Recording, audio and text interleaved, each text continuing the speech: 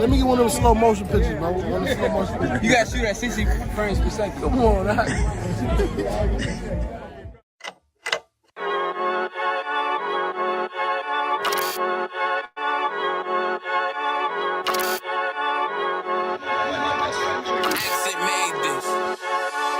They say they wanna hear that raw shit. These niggas claiming that they bullshit. These niggas better move and coach shit. Cause if they make the wrong move, it coach shit. You see me, they like, ooh, keep on shopping. I'm on my way up and they ain't gon' stop it. They say they wanna hear that raw shit. Coming up on by the bullshit. They see me, they like, ooh, keep on shopping. I'm on my body, real niggas right beside me. Damn right, I brought my army, going up like a rocket, and can't nobody stop me. These niggas garbage, so watch your mouth, boy. Coming all black, slithering house, call me mouth, boy. I'm off the hip like a cowboy. I'm a king, you should bow, boy. Shorty like that, man, you cut up. It's nothing I can handle. 144 in the booth, going Rambo. Niggas do you dirty like a stick in a bando. That's why I play the corner like a bum with a banjo. I'ma lead by example. Ooh, keep on sobbing, got this bitch off the hand, got this juice, got the drip, about to hit the bitch with the salt. It ain't rap, it's assault. Can't taste a bitch unless you with the coke. They say they wanna hear that raw shit. These niggas claiming that they bullshit. These niggas better move and coach shit. Cause if they make the wrong move, it coach shit. Hey, one way, one way, one way, one way, one way.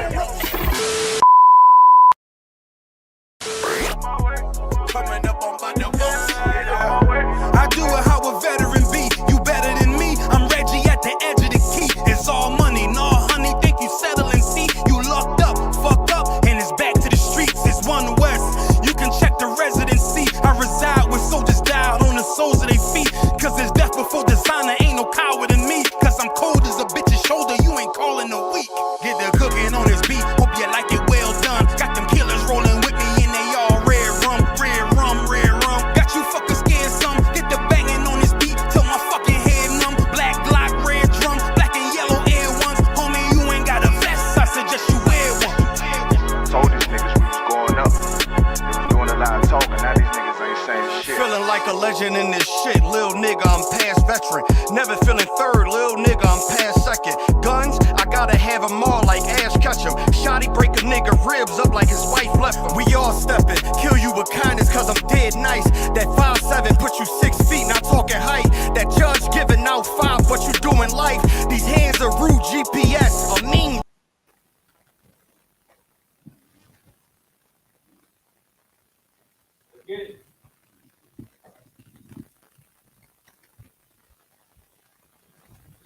Yo, Shalom, Lord Christ. I'm Officer Baraki Allah. Shalom, Lord Christ, Officer Kasiyad. All right, this is Wednesday night's law class. And tonight's topic, and first of all, we're the I.S.U.P.K, represent the home of the truth. We're going to bring the truth of the Bible, that the so-called blacks, Hispanics, and Native Americans on this earth make up the 12 tribes of Israel. We started out 1 West 125th Street, Harlem, New York in 1969. And what we're always going to do, start off with, and what we have to know and have to get down deep in our bones is the law, or according to us, according to the Most High, coming out of the Bible, the laws of that. We've been taught that the laws is done away with. You know what I mean? But we find out that's a lie, and then we find it's not for everybody, it's for us. So tonight's class, we're going to be going into, it's called Freaknik, the hood, the bad, and the ugly. Right. Once again, Freaknik, the hood, the bad, and the ugly. But this is I.S.U.P.K Atlanta, and we have a few significant events that happened today. One major event that happened today in Atlanta. You know, there's been a lot of mass shootings in Babylon, right, aka America. You know what I'm saying? On a weekly and daily basis, and today was Atlanta's turn. Sometimes it's multiple cities' turn in one day. You know what I mean? So downtown looks to be a brother. You got a slave. He got a last name Dion. His name was Dion Patterson. Dion Patterson. He got it seems to be a brother. You know what I mean? Then we see the picture of him. But so we're gonna bring a little put a little light on what's going on in the city, and then get into the topic. Kasi, are you ready for the article? Concert. We're going to be reading from the WSB TV website. It is talking about the Atlanta active shooter. Said that he was a former Coast Guardsman wanted after 1 killed, 4 injured in Midtown shooting. Hello, he's a former what? He was a former Coast Guard. See, a lot of times, you know what I mean, you go into the Esau's military, a lot of times you come out with all type of issues, all type of problems. That PTSD is a real thing. Right. You know what I mean? That's demons on you. You know what I mean? You got a murderous killing spirit, and murder, not killing in the righteous way, not saying that we're gonna kill in the righteous way. We leave that to the Lord, of course. Right. But you know, a lot of our brothers got that military training just to go postal, and where they get that from? They get that from the oppressor. But I just wanted to point that out, that it's a former Coast Guard. Go ahead. Atlanta police said at least 1 person is dead and at least 4 people have been injured in an active shooter situation on West Peachtree Street Wednesday afternoon, which is today. Today is Wednesday, and I have a little something I can share with this. This area that they're talking about on West Peachtree is about maybe 2 blocks from our slave. So today at around 12:30, 1 o'clock, we were put on lockdown, of course, to where you can't leave, no one can get in, but they call it a soft lockdown. It wasn't just a hard lockdown just yet, but it then ended up turning into that because they spread the radius out to about four blocks from that situation, letting it be known that it's a serious situation. They didn't know whether or not he was still in the building or if he was outside the building, but I'll continue reading. 3 of the victims have critical injuries. It's unclear if all 4 people who were injured sustained gunshot wounds. The shooter is still on the loose. He's been identified by police as Dion Patterson, 24. As we were saying, Dion Patterson. We can't just assume, but in this case, going by this brother's name, we probably can't say that it's a brother. I'm going to continue.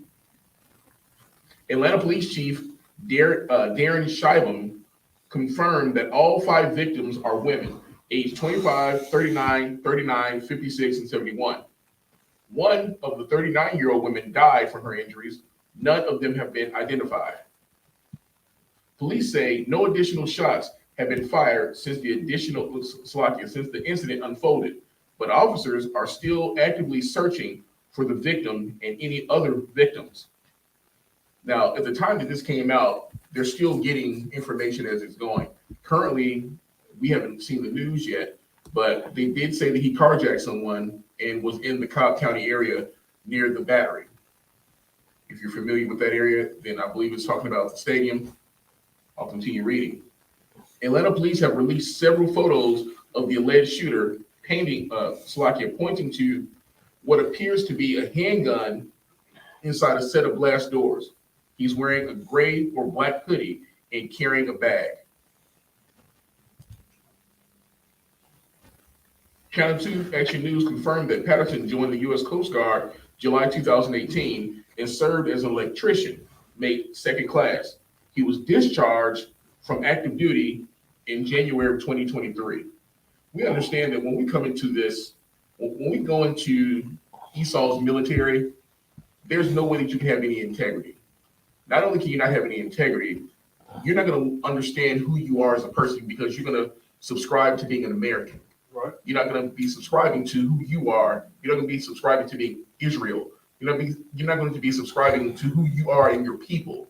So to be a Coast Guardsman, this brother was pretty young, but to decide to join the military because he probably figured, hey, there's nothing else that I can do. This is an opportunity for me to make some money. I can travel, things like that. But once you do that and you subscribe to that Western philosophy of joining this military, you've already made the biggest mistake of turning your back on your people, and then you don't even know it. And from that, your mind gets scrambled because you're taught the ways of the oppressor. Now, we don't know what's going on with this brother.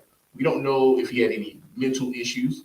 We don't know if he was on some John Q type stuff when he went into the hospital with his mother and got some bad news. We don't know. But we do know that since they made an issue of him being in the Coast Guard, we will say that if it does have anything to do with it, it could probably point back to that because, as Officer Brock said, that PTSD is a real thing. Right. I'll continue reading. Multiple agencies, including Atlanta Police, Atlanta Fire Martyr Police, Georgia Tech Police, and Georgia State Patrol responded to the situation. A senior member of Channel 2 Action News team was in the area and saw several people being taken out of the building on stretchers and waiting for ambulances. One of the things that I also heard as I was listening to this on the news in my slave, they kept saying things like, this is the day that Atlanta will never forget. They've already reached out to Biden. They're making this an issue as though it's something so extravagant, something just so outlandish that it never happens. But understand this, that 6 or 7 more niggas will be shot before the day is over with. When I wake up in the morning, I turn on the news to see what the weather's gonna be like. But before they talk about the weather, they'll say a shooting on the West End, a shooting in Decatur, a shooting in Atlanta. So this right here isn't anything new. But they want to bring attention to it. Number one, probably because the brother's black. They don't want to feel like they're the only ones who are responsible for mass shootings. Right. This was probably a brother who probably had some mental issues and did what he did. Now, we will get the details on that. But for them to say that this is a day that Atlanta will never forget, actually, there's brothers who've been shot yesterday, who will be shot today that people will forget about within the next minute. Right. So don't say that we'll never forget this. Right. And this is a curse. No, this is a curse on our people. You know what I mean? Trying to be like the oppressor, going out the oppressor's ways. You know, we could do an example a lot of things. 10 years ago, you didn't really see so-called black people being a serial killer. 10 plus years ago, you didn't see so-called, you didn't see Israelites, Israel getting into swinging, getting into all type of, little orgies or whatever. Maybe a little more than 10 years ago, but that was more so oppressor type of thing. You know what I mean? Then see him going postal. You know the term going postal. We already know you're looking at the crazy Edomite is your job, and that's more of the suspect for that. You hear a mass shooting, you think about Esau. Now it's been a change of the faces. They still Esau still doing their thing on that, but it's brothers that's also taking on their spirit. You know what I mean? You're the Napash. You got your sword. Pick me up at Deuteronomy 28:28. Right, because that's definitely a curse, and that's as times wax worse and worse. You know what I mean? There's all type of frustrations in this world. You know what I'm saying? As far as the financial, as far as relationships, you know what I mean? People, women and men are not wholesome as they used to be. So you may be looking for your mama or your grandma and your rib, and you definitely ain't gonna ever find it. You know what I mean? And they probably weren't as righteous as they needed to be. So it's all type of ways and reasons. If you don't have your foundation, your feet on solid ground, there's all type of reasons on why you were going postal or going mad. Right. Yeah, really. But like I said, that's a curse. Let's go into the curses on that real fast. Go ahead. Shalom Lord of Christ, I don't want him. Slakia. Officer Malsar checking in.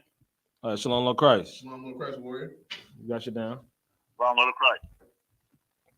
All right, go ahead, bring it out for me, Napash. The book of Deuteronomy, chapter 28, verse 28. The Lord shall smite thee with madness. Shall do what? Shall smite thee with madness. Well, we already know we know the chapter of Deuteronomy 28 that is listed the blessings and also the curses upon our people for not following the laws of the Most High.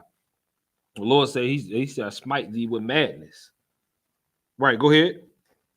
And blindness and astonishment of heart. Right. It's an astonishment to see a brother acting like that. It's an astonishment to see, you know what I mean? Because we got a few, when we had that what happened to the DC sniper? Right. The DC sniper, that's like one of the first times. We can count on our hands how many times we seen a so-called black man mass shooting. It's Salakia. Go ahead. I have to do some research, but that brother's name was, well, I'll say brother scarcely, was Henry Lee Malvo. And I'm not even sure, unless you know for certain, I'm not even sure that he was one of us.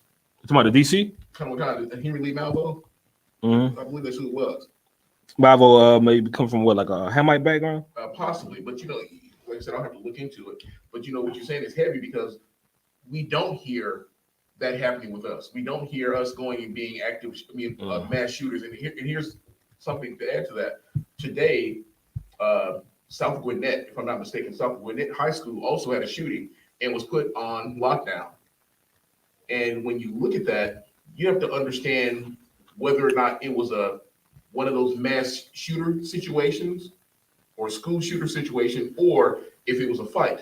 The reason why I say that is because a lot of times with Israel, while we're in school, nowadays they're getting into fights, and brothers are bringing guns to school, and there might be a gang situation or what have you, or retaliation, and then someone may shoot.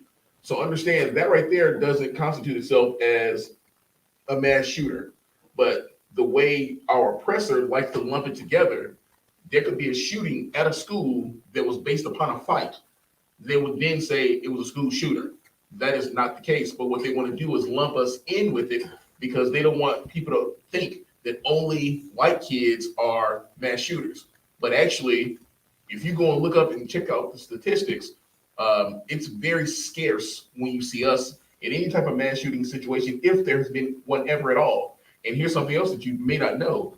The first mass shooting here in this country was by an oppressor woman, an oppressive girl. That's right, it was an oppressive girl. So they aren't to be looked over when it comes to shooting up schools either. And matter of fact, the last school shooting that they just had, I believe this girl was a girl, but she was identifying as a boy, an oppressor girl. So understand there's a difference when there's a gang fight, shooting, and or a mass shooting. Right, and definitely, and please believe, because we can't bring up another mass shooting. That was when the cops was killing brothers at a heavy rate. They always doing that, but when we had I forgot about a few years back when the brothers took it upon themselves and killed a few Edomites. You know what I mean? And what had happened in Texas or something? You remember that situation? And then they had one that the ex-police officer who was going around killing people or whatnot, but. Yeah, that also was in LA. But let me tell you something also. If their brother ever searched Israelite or Hebrew one time in his Google searches, they're gonna put it on the I.S.U.P.K. You know what I'm saying? Real, like the I.S.U.P.K, first of all, we're not affiliated, associated, or even know this brother. Right. But if that brother searched one time Israelite or Israel Hebrew up in his Google searches, because they're gonna go through all his encrypted messages and his searching and what he was into with a fine-tooth comb. And if he was looking at any of that knowledge, they're gonna put it on the Israelite. They're gonna throw us under the bus. You know what I mean? We go ahead and go put that out there right now. Right. You know what I mean? So, you know what I mean? So they already know that. That's what they're looking to do. You got some more on that? No, that's about it right there. All right. Real quick, it appears that the DC sniper was Israel. Okay. I'm looking at his name and where he comes from, Jamaican. Okay. Oh, okay. So he's Banyan. Yeah, Banyan. Okay. Also, if I could, what you brought out earlier was very heavy about how our caucus counterparts are very anxious about this Atlanta shooter. You understand? Because normally, whenever we hear about mass shooter in the city, we know the usual suspect. Mm-hmm. Then when we saw it wasn't the usual suspect, our caucus counterparts were actually kind of excited. Mm-hmm. You understand? Like I even overheard about one on my slavery who was kind of laughing at it, talking about yeah, it looks like it's one of your people. Oh right. No! And he was not only was he kind of happy, but it was more like he was relieved. Absolutely. Mm-hmm. He was relieved that it wasn't one of his people. You understand? He was relieved to know that it was somebody else. Right. You understand? Especially, you understand, a brother. Right. You know what I mean? Right. And understand this: when it comes to the oppressor, he is happy about it because it gives them it makes them feel better to know, well, see them niggas, see they do it too. Mm-hmm. But that also lets you know that they are aware of the fact that they do it in a large amount. Right. They know this, but they won't ever just put it on TV. They won't ever just say it. But I'm gonna tell you something else that they do. Whenever there's a shooting by one of these devils, one of these oppressors, they're very slow to put a picture up of that oppressor. Very slow. It may be 6, 7, 8 hours before they put a picture up or a name. But this brother Deion Patterson, you better believe they had his fingerprints, baby pictures, everything up, plastered, showing you exactly who he was. And on top of that, I'm waiting for them to come out with his past, talk about his mother and father in a negative light, because that's normally what they do. Because it's been said that for us, let's just say that we are a victim of a mass shooting. The victims are more ostracized than the actual shooter. The shooter is made to look like a victim, but the black person who may have been shot is made to look like a perpetrator. For example, when you look at, what's the brother who had the knee on his neck? George Floyd. George Floyd. When they did what they did to George Floyd, when they murdered that man in the street in broad daylight for everyone to see, this man was murdered. After he was murdered, what did they do? They talked about his past and the things that he'd done and what he'd been convicted for. They didn't say anything about the fact that this white police officer, this oppressor police officer, had his knee on his neck for, I believe, 8 some minutes. And I don't want to go down the rabbit hole with all of that, but it's just to show you, to understand that if you aren't in this truth, you aren't going to recognize the obvious things that they do to separate themselves from us, when actually they are the beast of the field. That's right. That's who the oppressor is. Go ahead, Up. Yeah, about Shimmy Shot broke a thumb. This Officer Sean checking in. Yeah, about Shimmy Shot. Shalom to Christ. Salaki, Ottawa, if I may, it was such a heavy point what you're bringing out right now. You know, I also wanted to kind of piggyback on what you're saying. You know, they did that little boy with that when the cop shot that little boy with the little toy gun. You know, they didn't make the police officer. They didn't talk about him to make him look bad. The first thing they did was research the boy's family and start talking about his father's criminal past to get our mindset on what the police had actually done. Gunned down a little, wasn't even a teenager.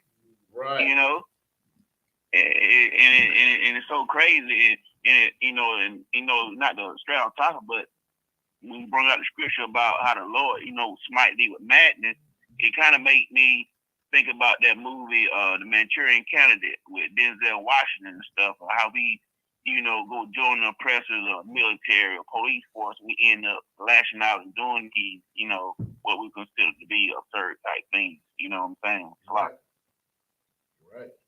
Yeah, definitely. And also let's not forget what Esau does when these mass shootings. What they use that to finesse the system to bring this mass shooting, everybody's sad, everybody devastated. So let's use this to bring up some new laws. Let's use this to take everybody guns away from everybody. You know, when the emotions are high, you know what I mean, we can get everybody to agree to give all your guns away and take away the guns. But like I said, if this man have any little any ties to any type of knowledge on a black nationalism or black militant level, they're gonna use that. They will also use that to come down to regulate. If I'm saying, if he search Israel, if all you gotta do is search Israel one time, they will use that to finesse and finagle a way to doggone come down on these Hebrew Israelites. That's right. That's right. And I think with that, you know, we pretty much touched that topic pretty well. For those of you who have tuned in and understand that we're just bringing you out the topics that are happening right now. It's very important that we keep up with what's going on around us and open our eyes to see that lawlessness is abounding. You have to understand that the scriptures are playing themselves out right now, every single day. But you aren't awake to see it. You know why? Because you love your oppressor. You know why? Because you want to join the Coast Guard. You know why? Because you live and you love the other nations more than you love your own. But we are the I.S.U.P.K. We're here to bring the truth out to you, to let you know that there's a way to stop all of this. There's a solution for every bit of it. There's a solution for every single thing that is going on amongst blacks, Hispanics, and Native Indians. You know what that solution is? Anyone on the phone know what the solution is? We won't. Go ahead. Would that be obeying the rules, the laws, rules and commandments of the Most High? Absolutely. The laws, statutes, and commandments of the Most High. That is the solution to the black, Hispanic, and Native Indian plight in any country, in any state, across the world, across the four corners. If we are following the laws, statutes, and commandments, guess what? You won't have a Henry Lee Malvo. You won't have a Deion Patterson. But we'll be following these laws, statutes, and commandments, and we'll know what it is. Then we aren't to murder. We aren't to kill. We aren't to steal. We aren't to rape. We aren't to make whores of the daughters of Zion. We aren't to be homosexuals. Right. And me bringing those topics up is going to lead into what I'm talking about tonight with Officer Barakiala. We're going to be going into Freaknik, the hood, the bad, and the ugly. Once again, the hood, the bad, and the ugly. And the reason why I want to go into this topic, number one, Officer Barakiala, he's born and bred right here in Atlanta. So he's going to have a great insight on that time and that period of what was going on. Myself, I'm from Chicago, but I've been down here for a little over 30 years. So you may as well say I'm Atlanta. Right. With that being said, there has been an uproar about this Hulu documentary that's supposed to be coming out called Freaknik, the greatest story, or the greatest party never told or never spoken of, something along those lines. With that being said, before we really go into it, I'm gonna get the mood going, and I want y'all to understand where we're gonna go to tonight when we're talking about the music of that time period. I want you to listen clearly. Anyone who's watching the class, for those of you on the phone, just to get us in the I'm not even saying the spirit, but to understand where we're going tonight, I want you to hear some of the music of that time. Here we go. We'll rock it out. Go ahead, Op. Yeah, young man Paul checking in. Shalom, Lord Christ. What's going on with you? Everything's too wild, Adawan. Shalom, Lord Christ. Actually, we have Officer Barack Yallo as well here teaching. Yahabashim Yahshabakata.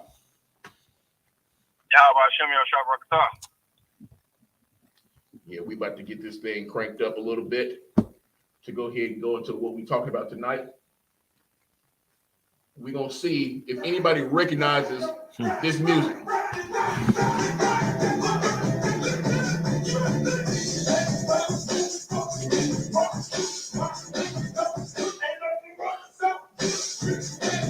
Now, I know if you're watching the class right now, you bob your head, it's all good.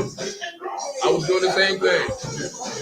Right now, who you listening to is Luke, Uncle Luke, Luther Campbell, the person who started 2 Live Crew. The song that you're hearing is Star, Captain D Coming. Captain D Coming. If you understand what Captain D is, then you understand what Captain D is. This right here is like, hold your point. This right here is one of the songs that was played over and over again during Freaknik. And as we go throughout this class, you're gonna hear some of that music. Now understand this, I'm not glorifying the music at all. I'm gonna make a point with this. As we go through the class, you'll hear a couple more songs and you'll understand the spirit behind what they're saying. Right. So with that, go ahead. What you want to bring out on the call? Oh, fuck it, Khan. That was heavy that you should say it. Bring that up because if you look at it, 2 Live Crew, that's all they rapped about pretty much. Majority of their songs was nothing but sexual content. Absolutely, they had a song called "Banned in the USA." You know, there's a lot of history behind 2 Live Crew in the things that they would say. It was very risque and taboo. Now, I say that, but if you look at our oppressor has been taboo, foul, nasty, repugnant when it comes to his music for a long time, much longer than 2 Live Crew. Right. much longer than 2 Live Crew. But with that being said, just to give you a little bit of a premise of what we're going into tonight, and then we're going to get into some of this history. Tonight we're going to touch on what really puts the freak in Freaknik. You know, there's a lot of things that we have to understand, that although they had a name for this movement, this picnic that they had, this HBCU unity, biblically, we have to understand what it was and what it created. Now, you've never been told the biblical truth of Freaknik. And the reason why you haven't been told, because you haven't heard it from the I.S.U.P.K yet. That's right. You know, the pastors may have talked about Freaknik, but your pastors were probably there. Your pastors probably the ones who are still promoting it to this day. Right. Now, with that, I won't front. I went to Freaknik. Raquel, did you go to Freaknik? Con. So we both have been to Freaknik. Underage. Guess what? Right now, we right here in this truth. Right. We right here in the truth. We have repented. So one of the things that I want to say before we get started, that tonight's class is going to be rated R for raunchy. But I want you to understand, before the class is over with, it's going to be rated R for redemption. And we're going to bring that into you. We're going to make sure that you understand what it is when we say redemption. But also, we're going to touch on these things with these sisters and what they've been doing. So if you would, I'm going to get the posture read. Give me 2 Timothy chapter 3, verses 1 through 7. The book of 2 Timothy chapter 3, verses 1 through 7. Book of 2 Timothy chapter 3, verse 1. You know also that in the last days perilous times shall come. Verse 2. For men shall be lovers of their own selves, covetous, boasters, proud, blasphemers, disobedient to parents, unthankful, unholy. Verse 3. Hold on a second. I want you to hold right there for a second. Let me get there. Let me get there with you. So I can 2 Timothy 2. Let me see here. Chapter 3. 1 second. Let me get there with you.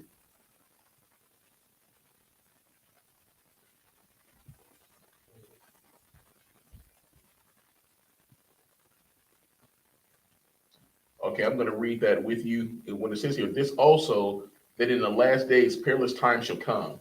For men shall be lovers of their own selves. Well, if we look around today, look at the arrogance. Look at what people, look at what our, I'm going to say with us and how we move, how we operate, how much we are lovers of ourselves. We have no brotherhood. If you aren't in the I.S.U.P.K, you don't know what it is to love your brother. What you do know how to do, though, is to be selfish. You don't know what it is to be selfless. Right. So as we continue to break down that scripture, it then says covetousness. Covetous. So when you're covetous, what does that mean? If you don't know what it means, bring up the pull it up in your dictionary. What I want you to do, I'm just trying to give some understanding to what puts the freak in Freaknik. You know, if you're covetous, go ahead. Yeah, I'm about to say I broke a thumb. I'll see y'all without taking in. What's going on out? Y'all about to I'm tomorrow, no time back out here taking me a good old shot. Listen to y'all go in on these hoes and sodomites of the goddamn Freaknik. Salaki. Most High in Christ. Most High in Christ. You got the definition of covenant? Come. Definition of covetousness. Covenants, greed, acquisition, grasping, or torturous, meaning having or showing a strong desire for especially material possessions. Stop right there. Showing a strong desire for especially material possessions. When you're showing that strong desire, you can be having a strong desire for someone's car, for someone's home, for someone's shoes, for someone's rib, or vice versa. It could be for someone's man, if you're a female, of course. And it's okay because a man can have multiple wives. So if you want to do that, then go ahead. But at the same time, there's a way that you go about these things. Right. So understanding that there was nothing but covetousness at Freaknik. It was men who saw other women and they wanted them, and they didn't know whether or not they were with someone or not. They didn't know. They just saw them and was like, "Oh, she bad. I want her." And then when you look at, I'm gonna continue reading. Boasters and proud. Go ahead, Armand. So if I could, it's a very heavy point. That said, like they see all the women here, they see all the women, and they wanted them. They just wanted them, but also it didn't matter to them. Mm-hmm. It didn't matter if they had a man or not. They didn't care. Mm-hmm. They did not care at all. Right. Because all they saw was at that moment. All they could think about was in that moment. Right. Understand? They're saying, well, hey, she might not have a man. And if she does, it doesn't matter because he's right here in this moment. And she's doing this deed, right? That's right. They saw what they wanted and they were burning. What were they burning in? Somebody tell me, what were they burning in? They saw these women. Go ahead, They were burning in lust. Absolutely. They were burning in their lust. So when you think about Freaknik lets you know it was very lust-filled. But I'm not letting the sisters off the hook. The brothers were there. They saw the women. They were like, "Ooh, dang, look at this fine piece right here." They wanted it. Right. They wanted it. They saw it. And it was presented to them in a way that they could get it. They didn't have to go and take anything. Right. These sisters presented it to them. Go ahead, Oh, what you just brought out is so heavy, and it makes me think about the point that Count Tazariak always said, that if you sleep with another man, woman, you are homosexual. And that Freaknik spirit, it magnified and multiplied that homosexual spirit in Atlanta. Just by the orgasm, the multiple sex partners, back-to-back sex partners, 10, 20 sex partners at one time. All that is acts of homosexuality, and that spirit of homosexuality got left in Atlanta. You know what I'm saying? A long time ago, Salaki. Absolutely, it did. And you know what? I'm going to let Officer Barakiala go ahead and get in on this. But to go off of what you just said, when the scripture says here, talking about boasters, proud, blasphemers, disobedient to parents, unthankful, unholy, without natural affection, truce breakers, false accusers, incontinent, fierce, despisers of those that are good, any and everything that you can think of that could happen at Freaknik was happening. And then when you bring that up about homosexuality, you have to understand that there were women that were there having unnatural affections, but there were also men that were there doing it too. So when you look at the culture that the Freaknik brought, understand that whole down low culture that they have in Atlanta, believe that it was at Freaknik. Understand that it was definitely at Freaknik. Before I bring out another version, you got something out of one? No, go ahead. I'm gonna go ahead and break it down as far as like the foundations. So give me, I'm not going to go any further than that. Give me the book of Proverbs 11, chapter 27. I mean, it's like Proverbs 11, verse 27. So we can still get that understanding of what put that freak in Freaknik. When you know that the lust that was burning in the women and the lust that was burning in the men, that created a powder keg. Because when they came here, they knew what it was that they wanted. They knew what they were searching for. And there's some articles that I'm going to read and some videos that we're going to watch throughout this class so that you can get the understanding of what it was that they were doing. And you're going to see the scriptures come out as this video plays. Go ahead, Proverbs 11 and 27, the All right, calm. Book of Proverbs, chapter 11, verse 27. He that diligently seek good, poor, recur favor. But he that seeketh mischief, it shall come unto him. Let me get there with you. Proverbs 11 and 27. Let me get there with you. For those who did not hear Officer Napash, the book of Proverbs 11 and 27 says, he that diligently seeks good procureth favor, but he that seeketh mischief, it shall come unto him. So when you look at Freaknik, they weren't searching for good. Right. They were searching for mischief. Right. And in that mischief, the men and women, they got what they wanted, because there were men who were murdered and or robbed. There were women who were murdered and or raped. They went to a place, matter of fact, their feet were quick to mischief, and that was the result. That's what come from that. So the scripture is letting you know, because that's what they were looking for, they got what they were looking for.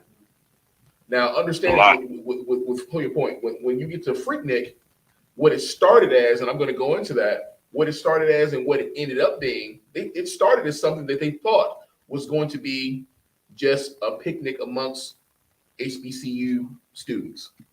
But then it turned into something, then it turned into something else.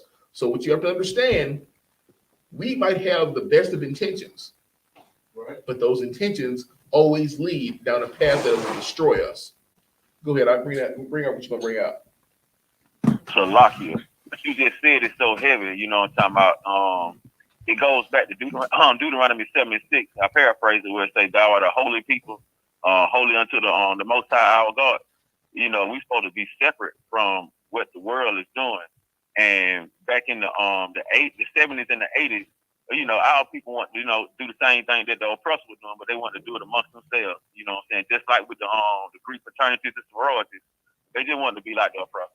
You know, somebody and being like the oppressors, it destroyed a whole generation of men and women, soldiers that could be, you know what I'm saying, spreading this truth for the Most High in Christ. That's right. And before Officer Barakiala breaks it down for you, I'm going to go ahead and read to you what it says in Wikipedia about Freaknik. It says here, Freaknik is an annual spring break festival in Atlanta, Georgia. It is primarily attended by students from historically Black colleges and universities. It began in 1983 as a small picnic in a public park near Atlanta University Center. 1983. Oh, yeah? Kind. Then it says here, near the Atlanta University Center, sponsored by the DC Metro Club for students who could not afford to return home for spring break. So it was set up saying, okay, you don't have the money for spring break. Well, you know, let's just get together, have a picnic, play some music, and enjoy each other. That's what it originally started as. It continued as an annual event held during the third weekend in April.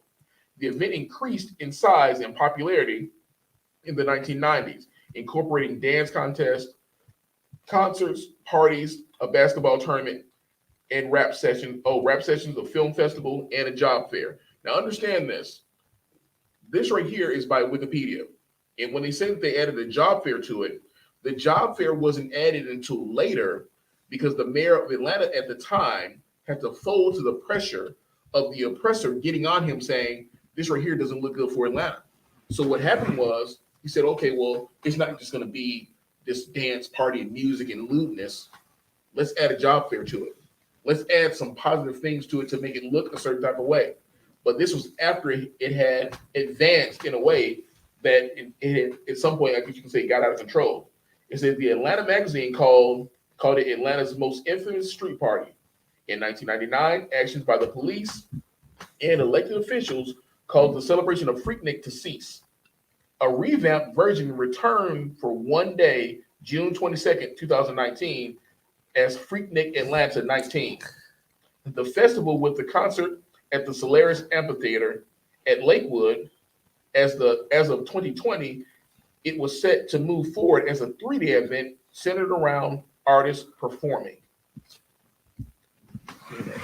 Right. You know, you see the foundations how it was built on. You know what I mean? HBCUs. You know what I mean? You know, a lot of we just looked at the NFL draft this past, and only one HBCU player went. A lot of players gave up their D1 Division I scholarship to go play for Dion, and come to find out they only picked only one person out of the whole out of the HBCUs or whatnot.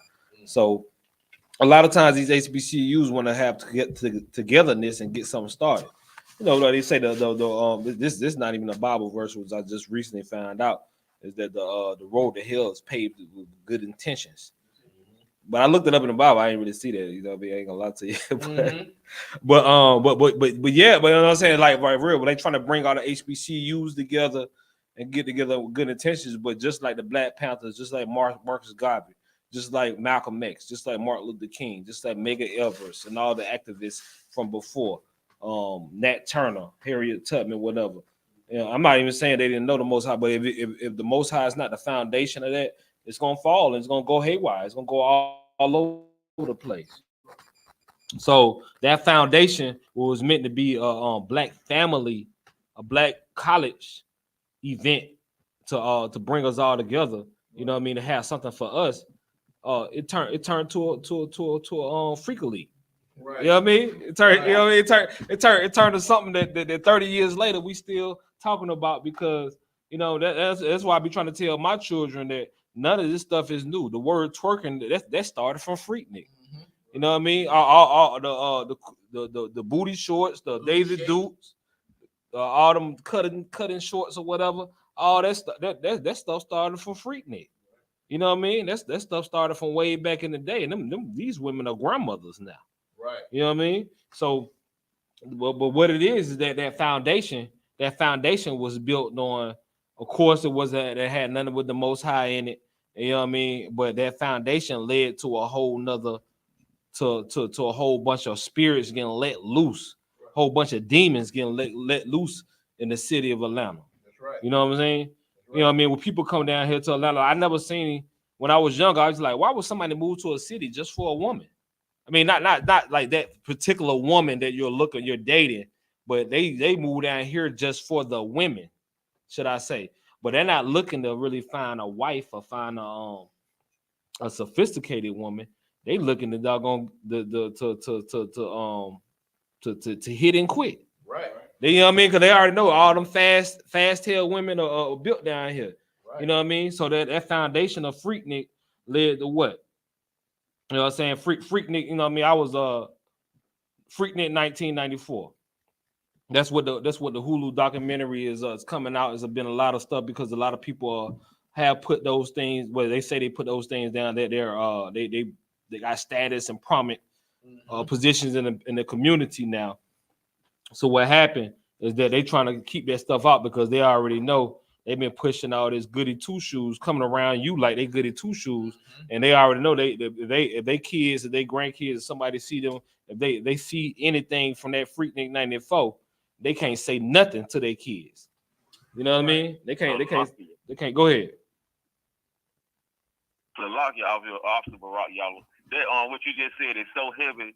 These fat pockets out here that 40 and 50 years old, you know what I'm saying? They like to play this old high and mighty, I'm married to Jesus role. You know what I'm talking about? Right. Knowing you was the you know what I'm saying? You was the town streetwalker. You was the midnight lady for the Freaknik, and now you married to Jesus. You know what I'm saying? Jesus don't want that Yahushua don't want that used box. That you know, that 30,000 mile box. He don't want that, you know. And a lot of women think because they done passed 20 years out of that whole phase that it's still all good. It's not all good because you done damn pretty much desecrated your whole temple because you want to have a few moments of pleasure. Right, exactly. And just like the Bible says, just like the mother with the daughter gonna be just like the mama. You know what I mean? We wondering how we got all these so high holy rollers grandmothers, which because you know what I'm saying, because a lot of these women from 94, they're in their 50s now, they're in late 40s, in their 50s now, so they're grandmothers, definitely mothers now. You know what I mean? And they pushing, they coming around you like they could miss goody two shoes. You know what I mean? You know how some grandmamas do it. Like my grandma like that was a saint. But if you look back into your grandma history, I'm just in general now, not your grandmama. You know what I mean? We know your grandmama was a saint. But if you look back into the grandmama's history, man, you'll find out that they doggone they did some things that you wouldn't even think about, man. You know what I mean? And now we got it on video. You know what I mean? So that foundation that Atlanta was built off of, the reason why people come here like a beach town. Atlanta don't have a beach. We got the Clayton County Beach, which is a man-made beach. We got green water. But people come down here like it's Miami. You know what I'm saying? We got clubs like everybody else. Every other city got lounges and everything, but they flock down here since the last 30 years, over and over and over again. Why they flock? Because everybody comes here to get their sexual pleasures off. And how did that foundation start? It started with Freaknik, man. Right. You know what I mean? You know what I mean? Like I was 14 years old, about 13, 14 years old. I manipulated one of my older brothers to take me to Freaknik, and I'm telling you, man, that's how that's how we got so crazy as far as how we treat women, how we degrade women. You know what I'm saying? How we talk to women, how like, you know what I mean? Like a woman can't even satisfy you to a certain point, to a certain extent. Like you can have like that's how we play it. We have little wifey, little sophisticated wifey at the house, but we gotta have that frequently. We gotta have little fun girls and do our little and dip and dab on the side. All that come from Freaknik. How we addicted to strip clubs, we're addicted to prostitutes, we're addicted to whoredom, which made us become whoremongers. You know what I mean? So now that foundation of Freaknik, what I want to establish is that, you know what I mean, 20 some odd years, almost 30 years later, you know what I mean, these are the reason these people are moving to the city, because really when you think about it, Atlanta really ain't nothing special when it comes to that. It's just that we just the black Mecca. But that's not why, you know, that is some reason why people moving down here, but they moving down here for other reasons. You know what I mean? When people hear their girl is going to Atlanta, then they already know that now Atlanta is becoming the top in the rainbow community. It's been the top, but you want to come down here in the orgy parties. You know what I mean? You got trapeze and all that. You know what I mean? You got all that. I mean, I don't know if it's happening in their cities, but I know they flock to Atlanta to doggone come in and fulfill any sexual pleasure. You want to go to a peep show. You know what I mean? Just like it was in New York when you had those peep shows and those glory holes and all that type of stuff. You know what I mean? Atlanta is becoming that. But that's what it was built off of. Right. You know what I mean? Now that foundation said Freaknik. So when y'all see the documentary, if y'all didn't know nothing about it, I'm telling you that led me. I'm telling you, it wasn't for the Most High. You know what I mean? I'll be treating like for real, like, because after a while, I'll be treating women like every woman like it's a whore. Right. You know what I mean? When we trying to clean her up. Go ahead. Also, my shower checking in. Shalom, Lord Christ. Shalom, Lord Christ. You want to bring something out?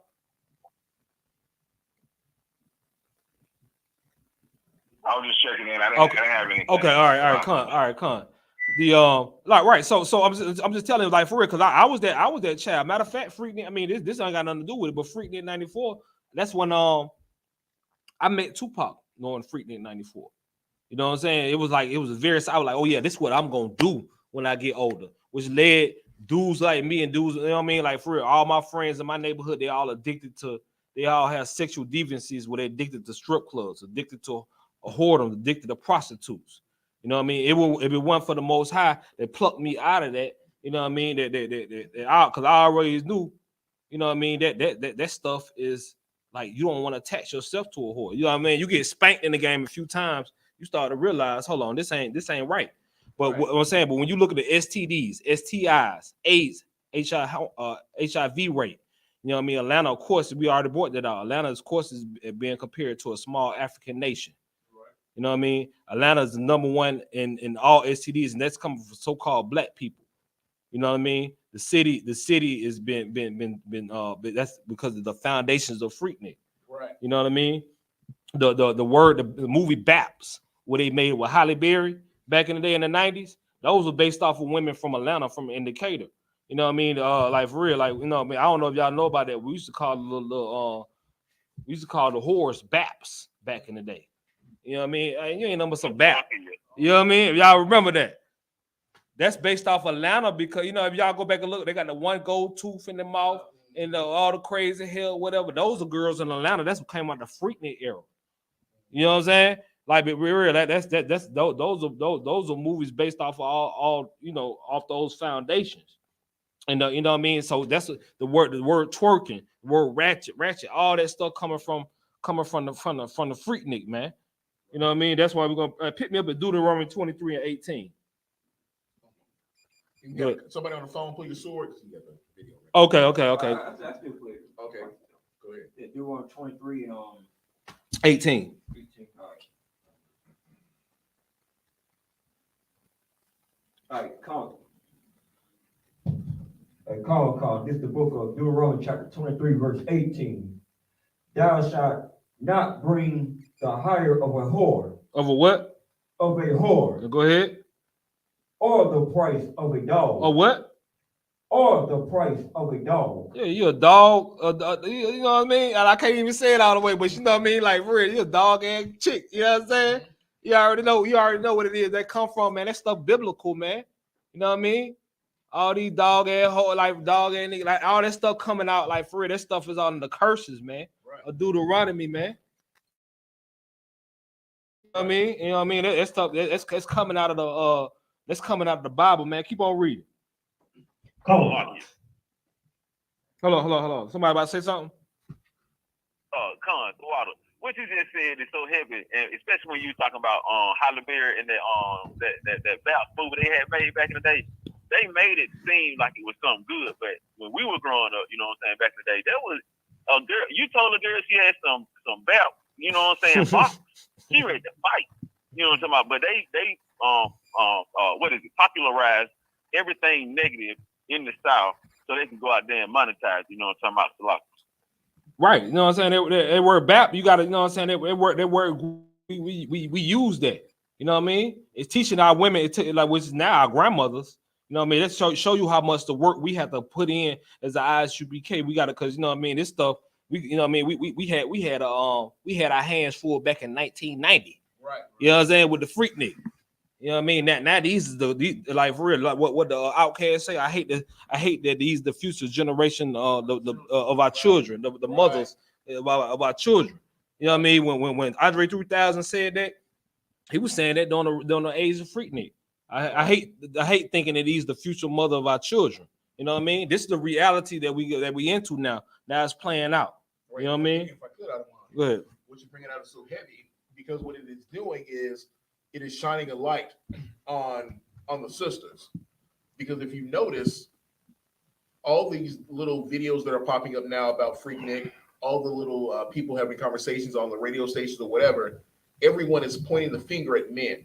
Now, if you understand, Jermaine Dupri and Luther Campbell, which is Luke, they're the ones who are the producers of this documentary. Right. Nothing has been said about, okay, we're about to expose everyone.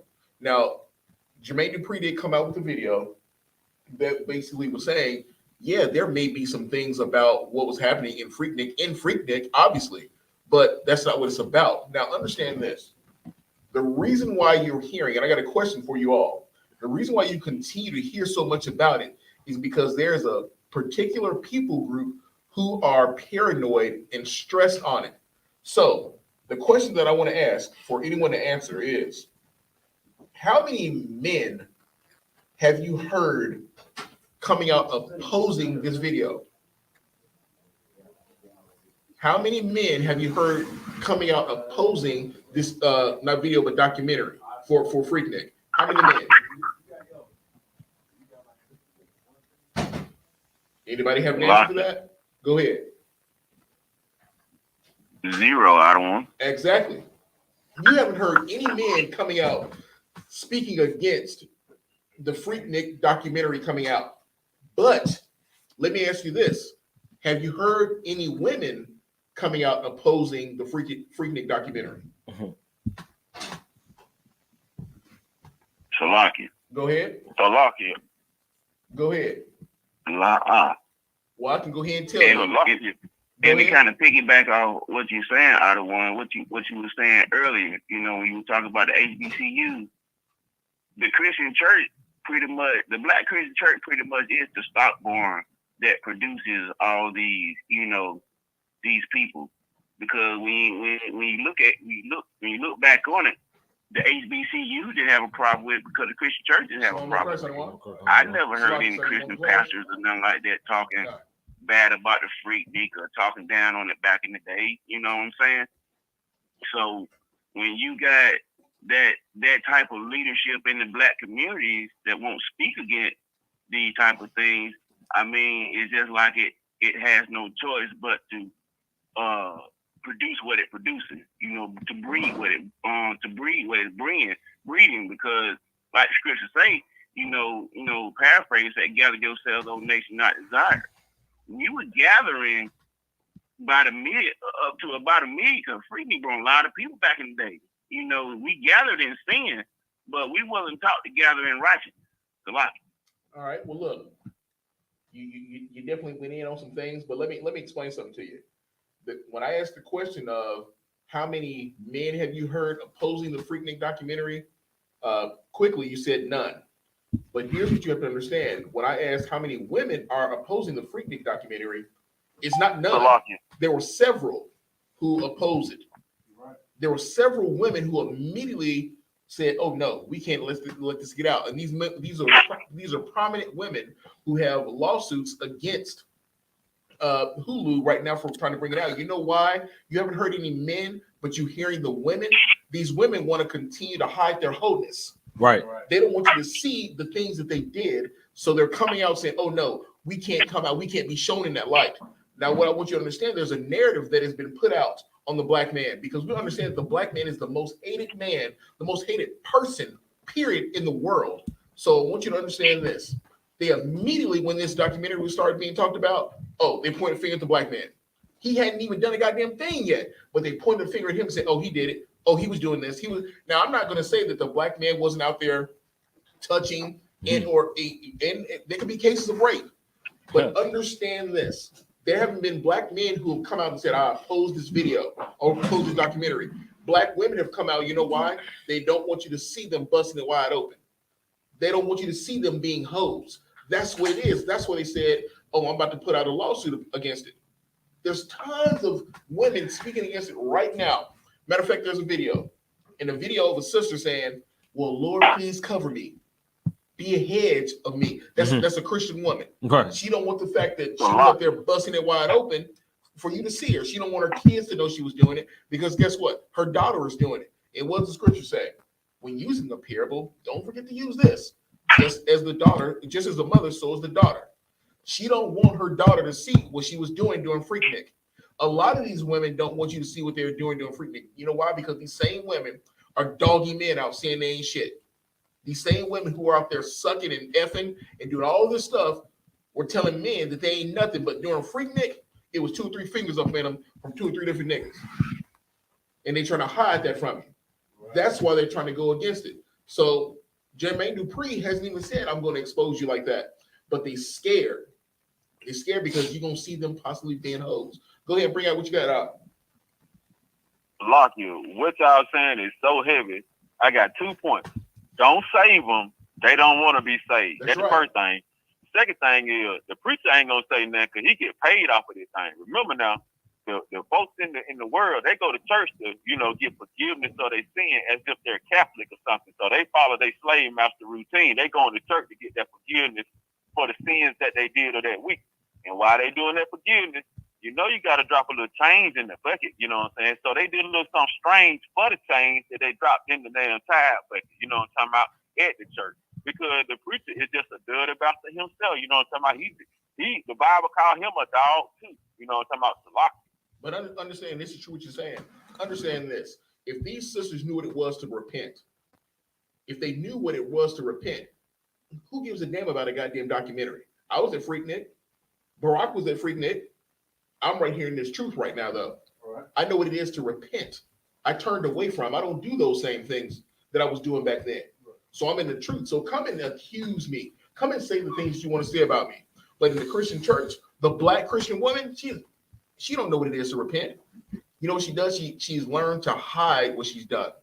And she hides it because the Christian pastor teaches her how to hide what she's done. That's why you have simps like T.D. Jake saying, "Woman, thou art loosed." So he lets her know, look, you might have been in Freaknik, but that's okay. It's okay. You were sexually liberating yourself. But at the end of the day, these hoes don't want you to know that they were hoes then. And guess what? If you're a Christian right now, you haven't truly repented. You're a hoe today. That's what it is. Exactly. Salakia. Go ahead. They a well-dressed hoe because they wear the church hat and everything. Salakia. I mean, I wouldn't even say that's well-dressed. Right. You want to be well-dressed, have your head wrapped and bring your ass in here in the I.S.U.P.K. Right. Learn what it is to repent. Learn what it is to come into this truth and come in here and be modest. Then you ain't got to worry about no documentary coming out about you. Because if it was a sister in this school who went to Freaknik, which it might be, guess what? I'm not going to look at that sister any different because she right here in this school. Right. She in the truth. Yeah. She didn't repent. She didn't turn from her hoish ways. But if you in the Christian church, guess what? You still a hoe. Yeah, it's If you was a hoe then, you a hoe today. Exactly. Still about. And we gotta remember, like for real, like we are like for real, like let's keep it real with ourselves. Like women gonna reach a certain age when they hit that wall, well, whatever they did to, you know what I mean, if they had all the attention of a man, they already know when they get to a certain age, they have to, they're forced to change it up anyway. You know, around like you good at two shoes, but you like, you know what I mean, but your real mama, the woman you dealing with or whatever, you wonder why you have all them stepfathers. You wonder why you had so many father figures coming around in your life, and you know what I mean, because that mama, and you wonder why your mama, your real mama ain't checking her on her movements and paving the way for her to be a dog ass chick, because you know, it's biblical now when I say dog ass chick, because you wonder why the mother ain't saying nothing, because let me tell you something. One thing about Freaknik, they came all from around America, man. From Indianapolis to Wisconsin. You didn't even know no black people was in Iowa. They didn't even know no black folks was in Iowa. But when it came down to the Freaknik, it brought them all out, man. You know what I'm saying? It brought them all out. Believe that. You know what I mean? So that's the foundation that's the foundation that we own. And we just building that foundation to show that these women, you know what I mean, it's the same, like it's been 30 years later, it's waxing worse and worse and worse. You know what I mean? The Posh had that scripture, right? Yeah. All right, yeah, Deuteronomy 23 and 18. Yeah, Deuteronomy 23, 18, man, because they came from around the world. Now they coming from all around the world, and they moving to Atlanta everywhere. You know what I mean? Us people that's native Atlantas, ATLians, you know what I mean? We're overcrowded. We're crowded by the people that are like real in the city of Atlanta. You go to no other city besides New York and LA, and be like, dang, you really from Atlanta? And they be saying that right here in Atlanta.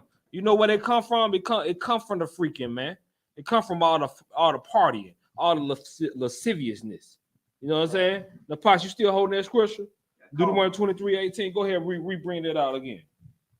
In the book of Deuteronomy chapter 23, verse 18, thou shalt not bring the hire of a whore or the price of a dog onto the house of the Lord thy God for any vow. Right, for any vow. You know what I mean? When you sleep with that, when you sleep with a woman, sex is marriage, man. Right. You know what I mean? What's the highest vow by going into that woman? Right. You know what I mean? That's the highest vow. You know what I mean? They're like, and that's the wrong with these whores out here for sure, because they got there and do a 30 for 30. You know what I mean? And then think that the dude who doggone went to the courthouse or had a doggone wedding, you know what I'm saying? Now he got the real thing. You know what I mean? But she can't. You wonder why she can't pair bond with you. Wonder why she can't connect with you right there, because she got 30 doggone rods that she can compare you to. Right. You know what I'm saying? Go ahead. Well, even both these are abomination unto the Lord thy God. Right, the price of a dog and the price of a whore, man, dog ass chick. You feel me? You know what I'm saying? But it like for real, but it's come from all of us, the men and the women. We owe a lawlessness.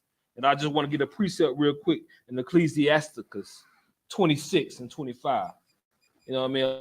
A lot of us, you know what I'm saying? A lot of us familiar with this, but I wanted to bring that out in the law for Ecclesiasticus 26 and 25. So lock you out of one. Go ahead. Go ahead, Yahanna. My question is, cause you up there from the ATL, you know what I'm saying? I'm out here on the out here in the rural part. But during that time period, did a lot of those people that came to that went to the Freaknik, did a lot of those people end up staying and becoming the homeless population up here in Atlanta? Yeah, it became the homeless population, and also a lot of the New York, like the city slickers, the New York slick people that had their business intact. They seen they like, okay, I can come down here and pop whores all day and get my rocks off, because these girls in New York, they you know what I mean, they give me the cold shoulder. So they also brought their business ideas down here. You know what I mean? New York, like I'm telling you, New York was up north was the first ones to get on the wave of Atlanta. You know what I'm saying? A lot of them people been here since the 90s. Right. But what brought them here from the 90s is doggone that Freaknik. That Freaknik brought them here from the 90s. You know what I'm saying? Because before the Freaknik, what was Atlanta known for? A black city and a lot of lower and sometimes higher middle class families, you know what I mean, resided in. You know what I mean? We had our little stuff going on, but that Freaknik turned it out, man. That Freaknik turned out like real. Like the price of the cost of a woman meant nothing to us. You know what I'm saying? And we carried it on to our adult life, for real. And if I could add, And it's coming out in the movie, and it's coming out in the music too. It's just playing in the music, right? For real, to the point where on the Most High, you got dang, you know what I mean, for real, like you know what I'm saying, because you get married, you have a holy matrimony with a wedding party of 500 people, but later on you turning your wife out. You trying to bust a threesome down with your wife. You trying to swing with your wife. You know what I'm saying? Now it ain't worth nothing to you because you know what I'm saying. You already know she ain't nothing. Because all the stuff she agreed to, because she following behind you. You know what I'm saying? Like for real, I was a little legit and seeing so many men take that kitty. You feel me? I seen it with my own eyes. 14 years old, Vans, you know them old MPV Vans back in the day. Vans shaking and women running around like men strip all their clothes off and women running around naked. You know what I mean? They did something to a lot of our generations, for real. To the way we got there, we keep our foot on the doggone chick neck, you know what I mean, coming up on it, and we're trying to keep it P, but you know the thing is that your life ain't nothing but a vapor. You got daughters, you got generations you got to run. So what about your daughter? You gonna sacrifice your daughter to the game? You know what I'm saying? If I could add to Go what ahead. you're saying, you know what Yahweh died brought out, and when you bring it out. Understanding that because they ran here, they came here to decide, I want to stay here because of Freaknik, which is a true thing. If you go back to Too Short, when Too Short got down here, I watched the documentary or video. He was doing a sharp, and he said he came down here and moved into a hotel and stayed there for a month because of Freaknik. Shannon Sharp specifically said, I moved to Atlanta because of Freaknik. Now, those I'm not gonna, but understanding when you run to a place because of lust, that shows you a weak ass nigga. You ran because of some ass to another place, right?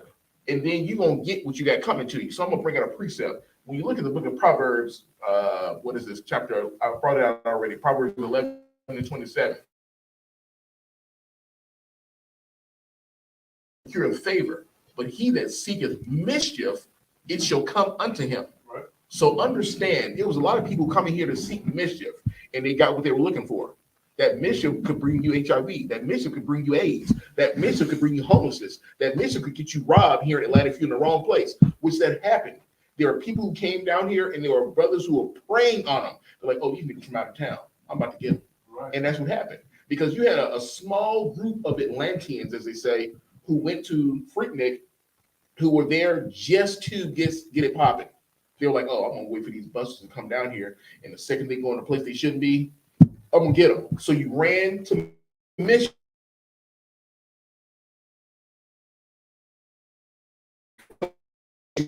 What happened? So while you're out there searching for this, understand there's a price you're going to pay to come down here because you're hunting for ass. Right. Your weakness had you coming down here looking. So these days, what I was bringing out last week, you know what I mean, is that Atlanta went from a city of real stand-up dudes to now it's like, you know what I mean, you talking to a female in another area, they're like, hold on, where you from? I'm from Atlanta. Right. And they be like, they want you to get the AIDS test. Just like,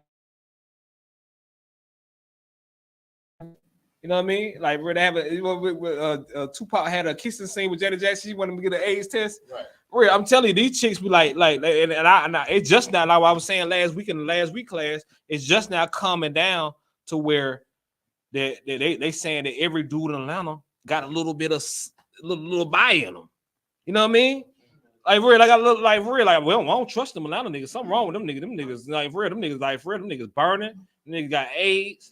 Niggas HIV infested. It went from a fun thing. It ain't so fun right now. We just now getting back to where they not even talking about that.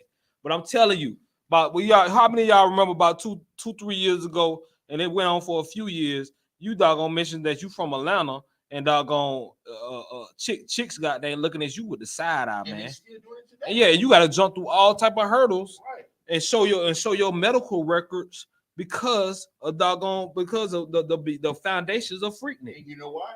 Not only just the foundation of Freaknik that ushered in that homosexuality and that download, Mhm. but if you look at it today, what's going on a month from now on June 1st? Pride Month. Pride Month right here in Atlanta. Right. So if you're gonna have Pride Month here in Atlanta, of course, women are looking at it like, why in the world, number one, does everyone want to come to Atlanta for Pride Month? So that's gonna push that stigma of black men. Oh, there ain't no straight black men in Atlanta. Look, let me tell you something. Let me tell any of you black, Hispanic, and Native Indian sisters right now who are watching this class. If you want a man and you don't want to worry about him being on the down low, you want to know that he's straight, come to the I.S.U.P.K. That's The right. Israelite School of Universal and Practical Knowledge. You won't find straight men anywhere else, but right here you will find that. Right here, we are the home of the truth. We don't have no fags in here. We don't have no dykes in here. We have straight men and straight women in here. We have straight pride in here. So understand that. So regardless of Freaknik, regardless of gay Nick, whatever you want to call it, right here in Atlanta, right here at the I.S.U.P.K, right here at 3353 Glenwood Road, Decatur, Georgia, you're gonna find some real men. Hey, Slide. Go ahead, Adonai. I heard y'all put the download community on the Freaknik. And let's not let that Christian church slide either. Right. Because I remember a time right here on Stone Mountain Industrial, Victory Baptist Church. The pastor and his wife, a well-known church, tried to usher in their homosexuality into the black community. Right. The LGBTQ. Which, yeah, okay. So can you move the thing back? So while all the festivities that led up to that, like you say, down low and LGBTQ activity and whorish behavior and all that, let's not let that church off the line. Right. Because they're responsible for why all that went down. Right. With as much power as they got, they could have stopped Freaknik. Right. With all the political info, because remember, Freaknik was shut down by the mayor. Right. The city officials of Atlanta had to step in and shut Freaknik down. That's right. Who puts those officials in office?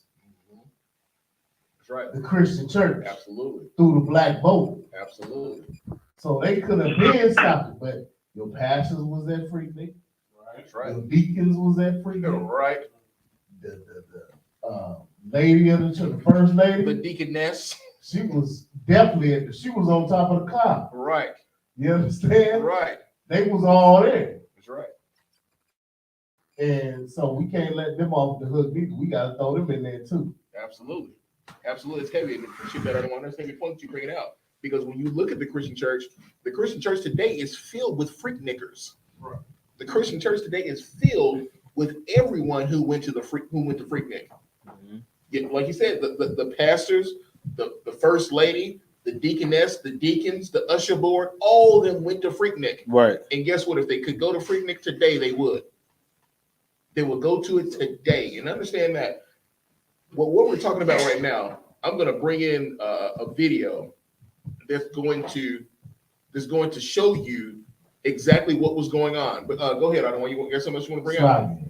The proof is that one video, the sister that said a lot of us are in corporate jobs. Right. We working in the church, we deaconess. You understand? A lot of the sisters that was upset are currently in the Christian church. Right. So they prove that those Christians were a part of Freaknik. Right. That's right. So much for Christianity. Exactly. What about Christianity didn't keep you out of Freaknik? Right. Because not everybody was at Freaknik. Right. Some people were victims of Freaknik. Right. A lot of them Christians, they victimized black people and Hispanic people during that time. Right. Because they didn't want to be part of it. But if you was caught outside, you was fair game. Right. That's how evil Freaknik was. Absolutely. You didn't even have to be participating. If Right. you were caught outside and you were a woman, that must have meant you wanted it. Right. If you were a man, it must that okay. If you were a man and you already got something in you to where you're raping, molest, and all that, that Freaknik was the perfect time for you to step out and Right. show your nastiness. Right. Right.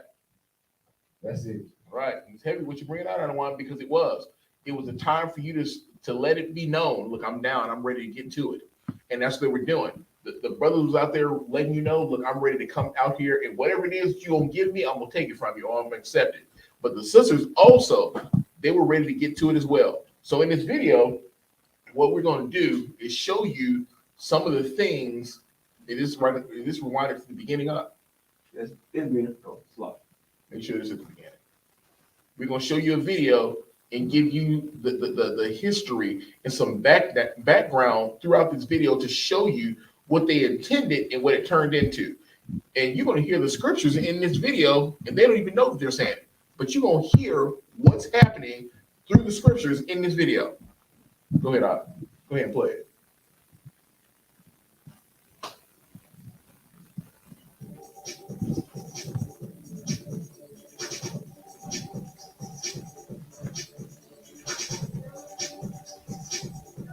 When I get older, I'm gonna go to Freaknik. You know, everybody's going to Freaknik, and you hear about going to Freaknik. I like Freaknik. I like taking this weekend off. I remember it being blankets out, and just we had the room box and a volleyball net, and that was it. A lot of fellas just want their whole lot of flesh and see somebody do something wild and outrageous. That's why I always have their cameras out. The corner of my blanket may have touched yours, Drew spell, and the corner of your blanket may have touched someone from Morris Brown.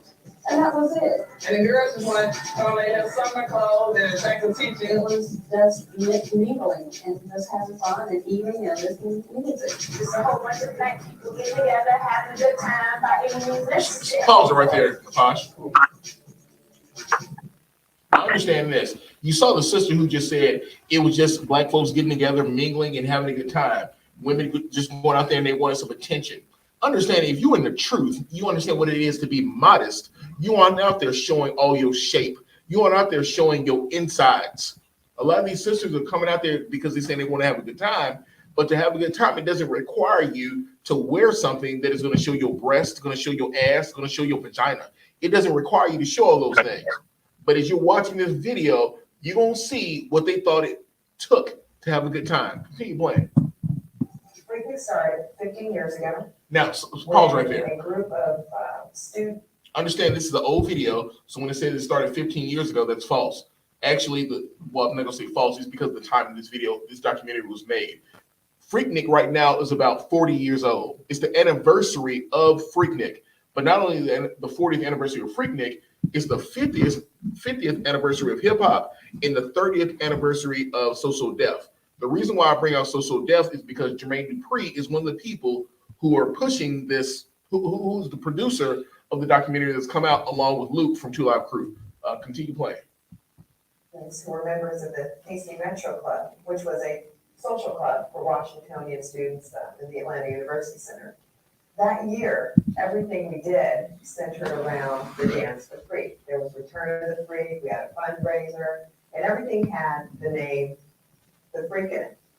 And it was time to plan our spring break activity, and we decided to have a picnic.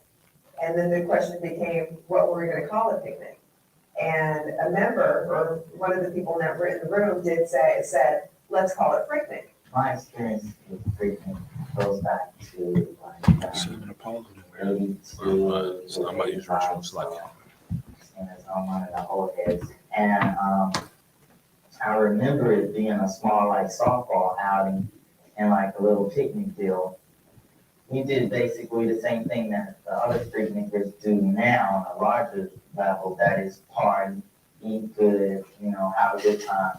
The main thing though that I remember is the fun of it and the lack of caring. We were going to party, going to picnic party. So that was it. No heavy issues, no cops, none of that kind of stuff. When we first started, there were 50 to 60 students. We decided to get together in Piedmont Park. There was barbecue, there was music, there was beer. We did have a keg of beer and dancing, and just an opportunity to get together. Because, pause right there. You know, during the year. Now, what I want you to understand, you have this sister here who is one of the founders of Freak. One of the college students who came up with this name. So one of the questions I'm going to pose to you as we watch this video is, what could bring a party of this magnitude to Atlanta?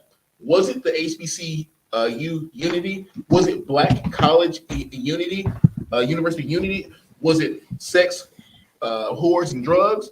Or was it lust, adultery, and covetousness? We're going to find out the answer to that as we continue to watch this video. Because as I said, it's going to show you the scriptures as they continue to speak. Go ahead, Bosh. You're so busy with studying and other activities that you begin to neglect your friends. And so it's just a good opportunity for us to get together and just catch up and have fun.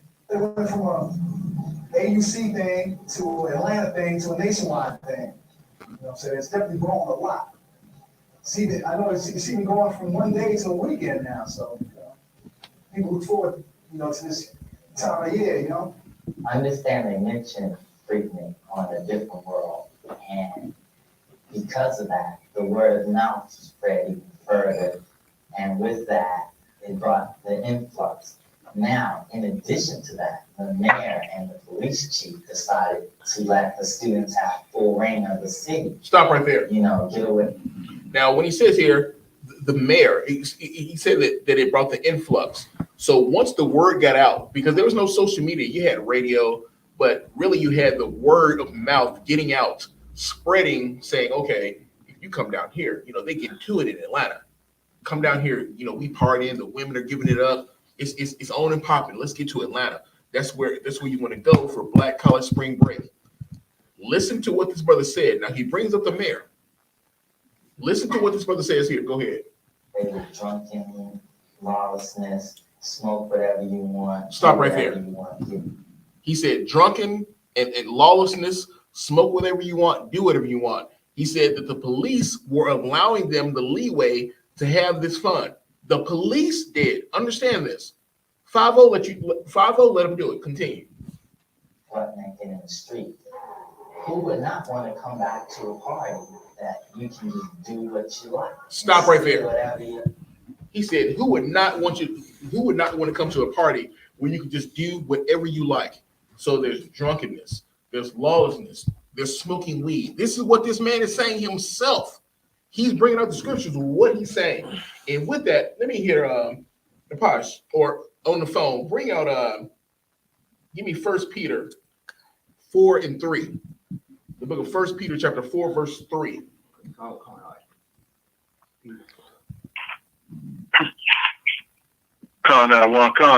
ahead. The book of 1 Peter, chapter 4 and verse 3.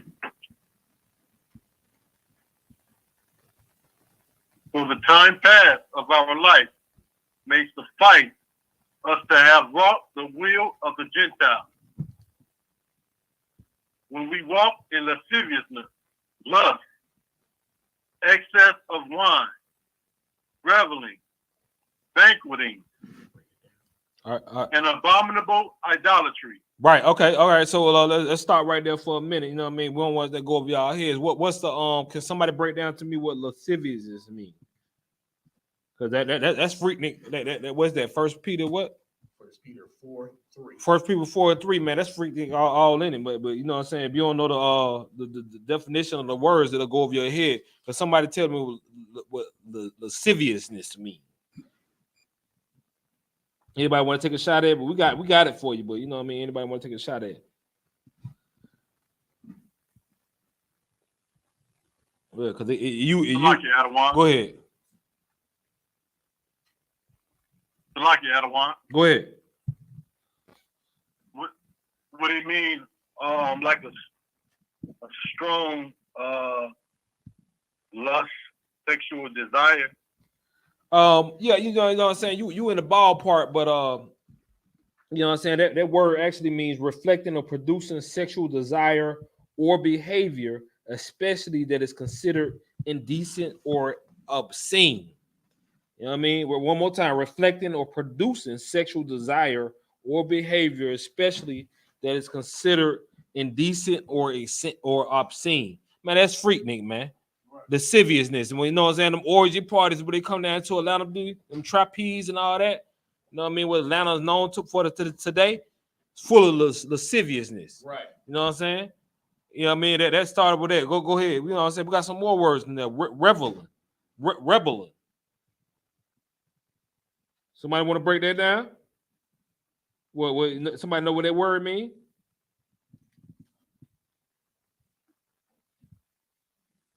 Remember, you can use your dictionary.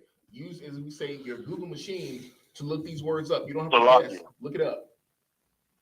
Did you say revel? Revel. R-E-V-E-L? Yeah, it's coming out of 1 Peter 4 and 3. They got the word revelings, lust. Oh, they talking about partying. Salaki, y'all the one. They talking about partying. Exactly. You know what I'm saying? Like for real, because you already know we the I.S.U.P.K. We're gonna bring it right in the scriptures. Ain't nothing new under the sun, first of all. You know what I'm saying? But it was something new for us in the 90s. You know what I mean? Lasciviousness, the reveling. You know what I mean? That's when they parade. That's when you parade in the streets doing whatever, unruly. You know what I'm saying? And it also goes back into orgies also. You know what I mean? That like for real, like that's what a lot of these holidays, not holy days, a lot of these holidays was based off of. You know what I'm saying? Straight, you know what I mean? They ain't one number, some freakniks. That's right. That's all. Go ahead.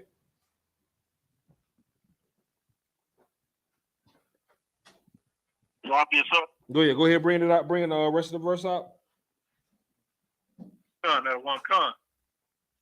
Reveling, banqueting. Hold on, banqueting. And a bump. Banqueting. You know what I mean? Anybody off the top of the head know what that means?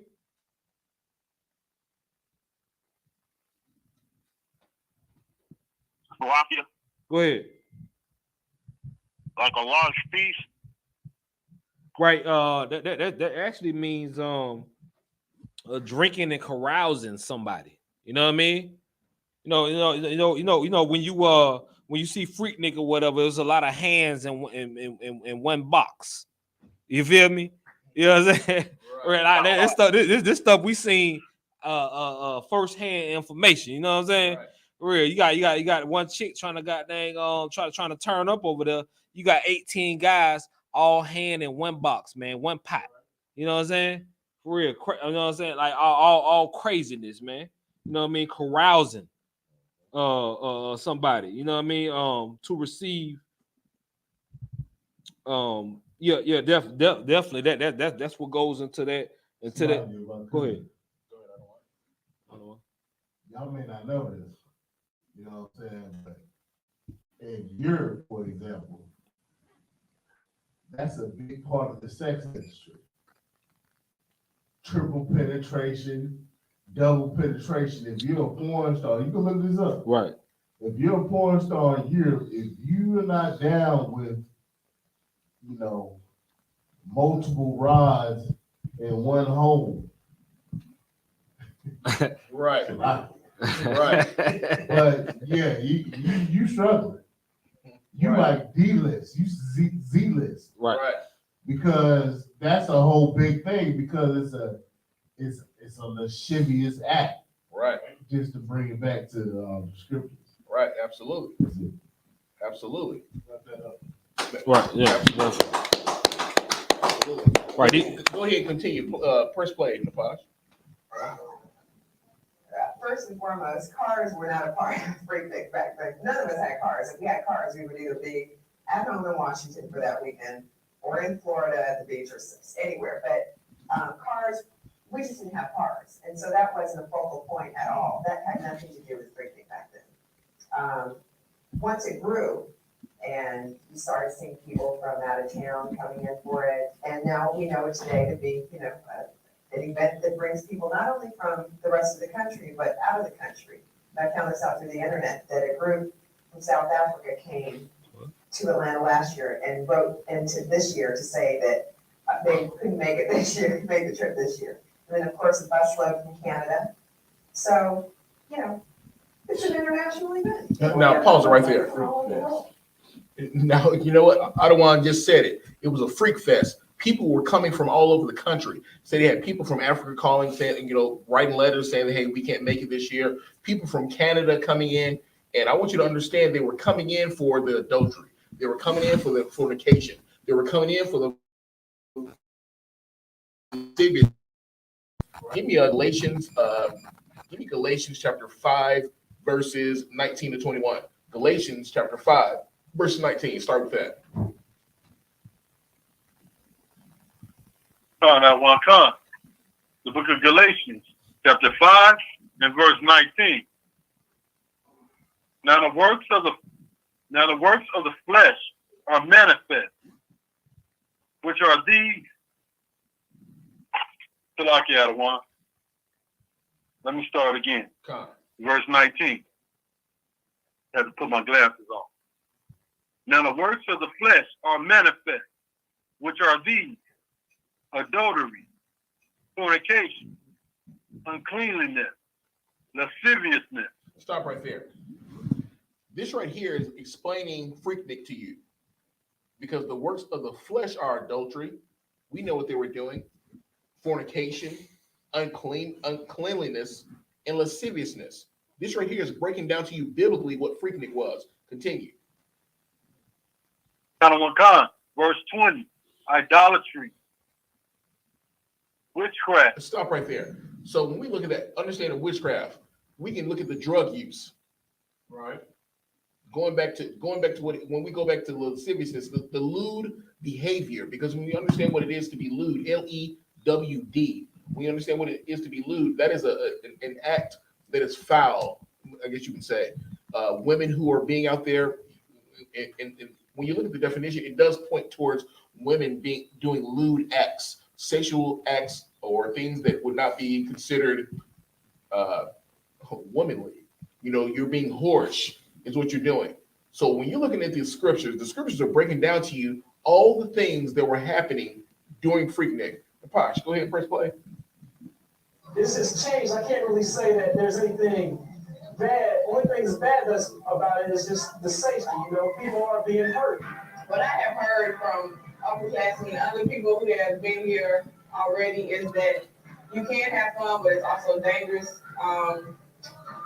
As far as you getting assaulted or bad things happening to you. Now pause right there. I want you to understand that they're talking out of both sides of their mouth.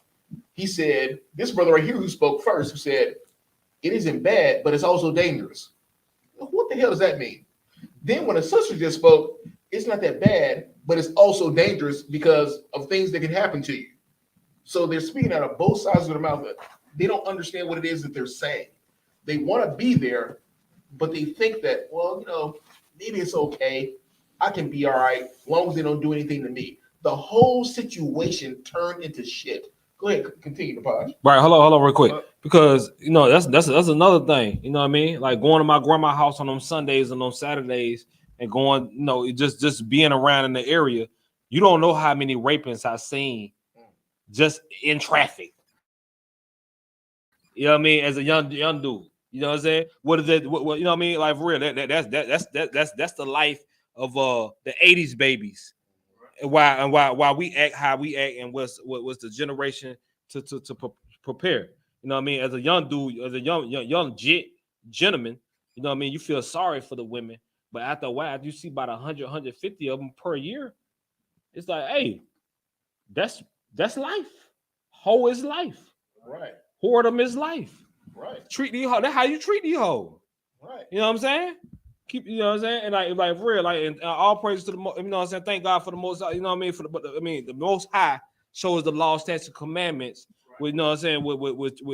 Even with we having the power in our hand, that we don't take advantage of a woman like that, like for real, because we understand that turning her out on that level is one thing, but cleaning her up and bringing up on the law, statute, commandments, that's a job.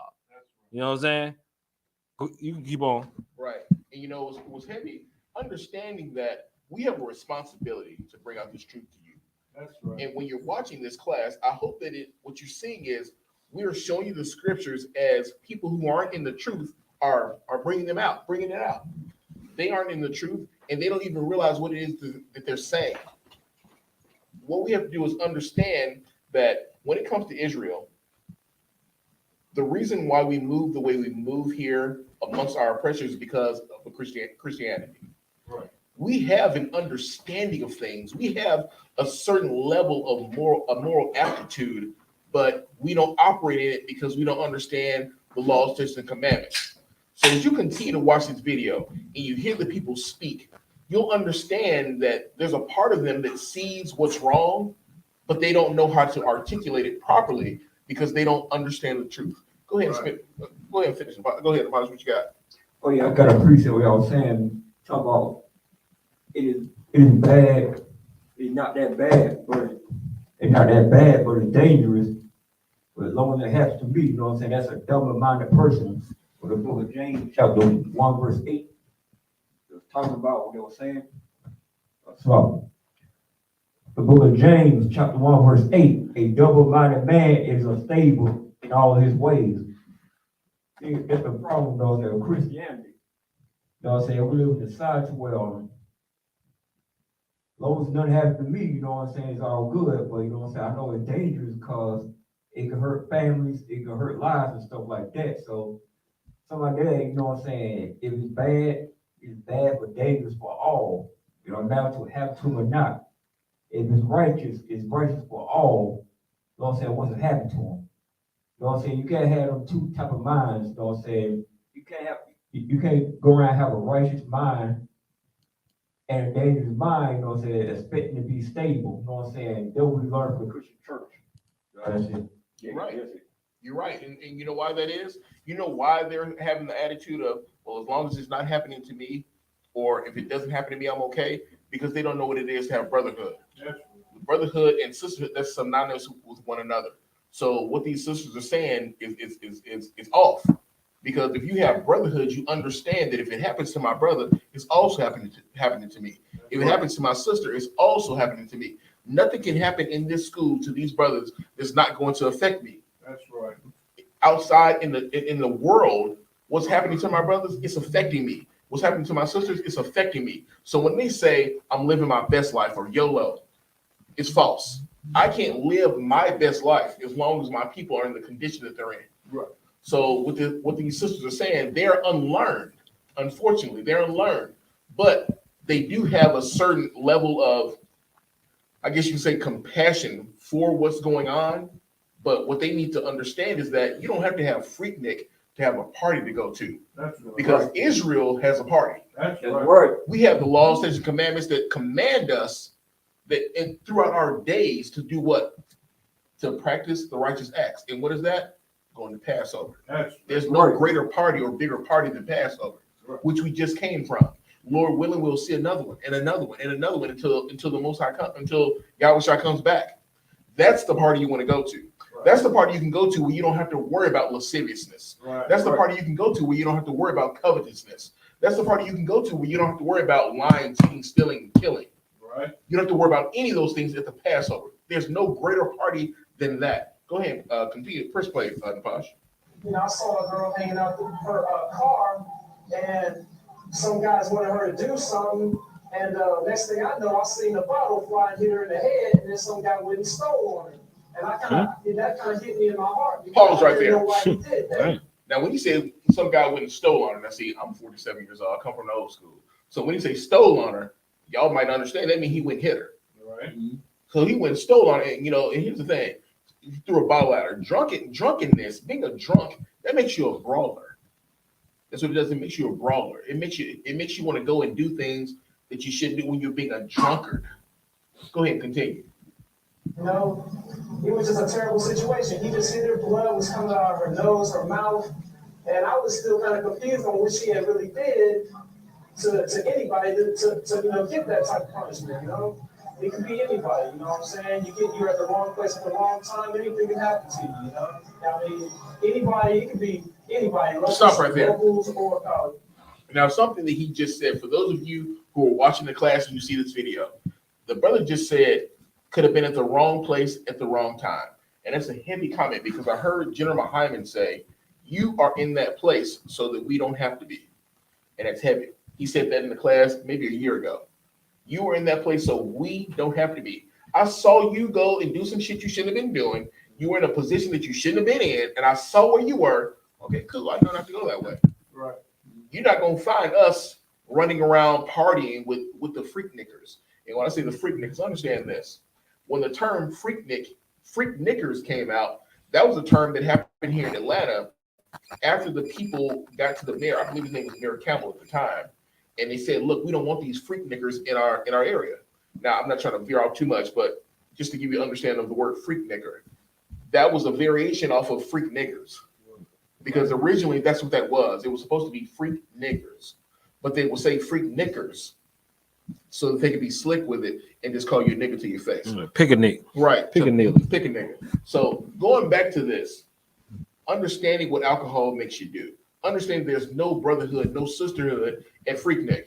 It started off as one thing, but look at where it went to.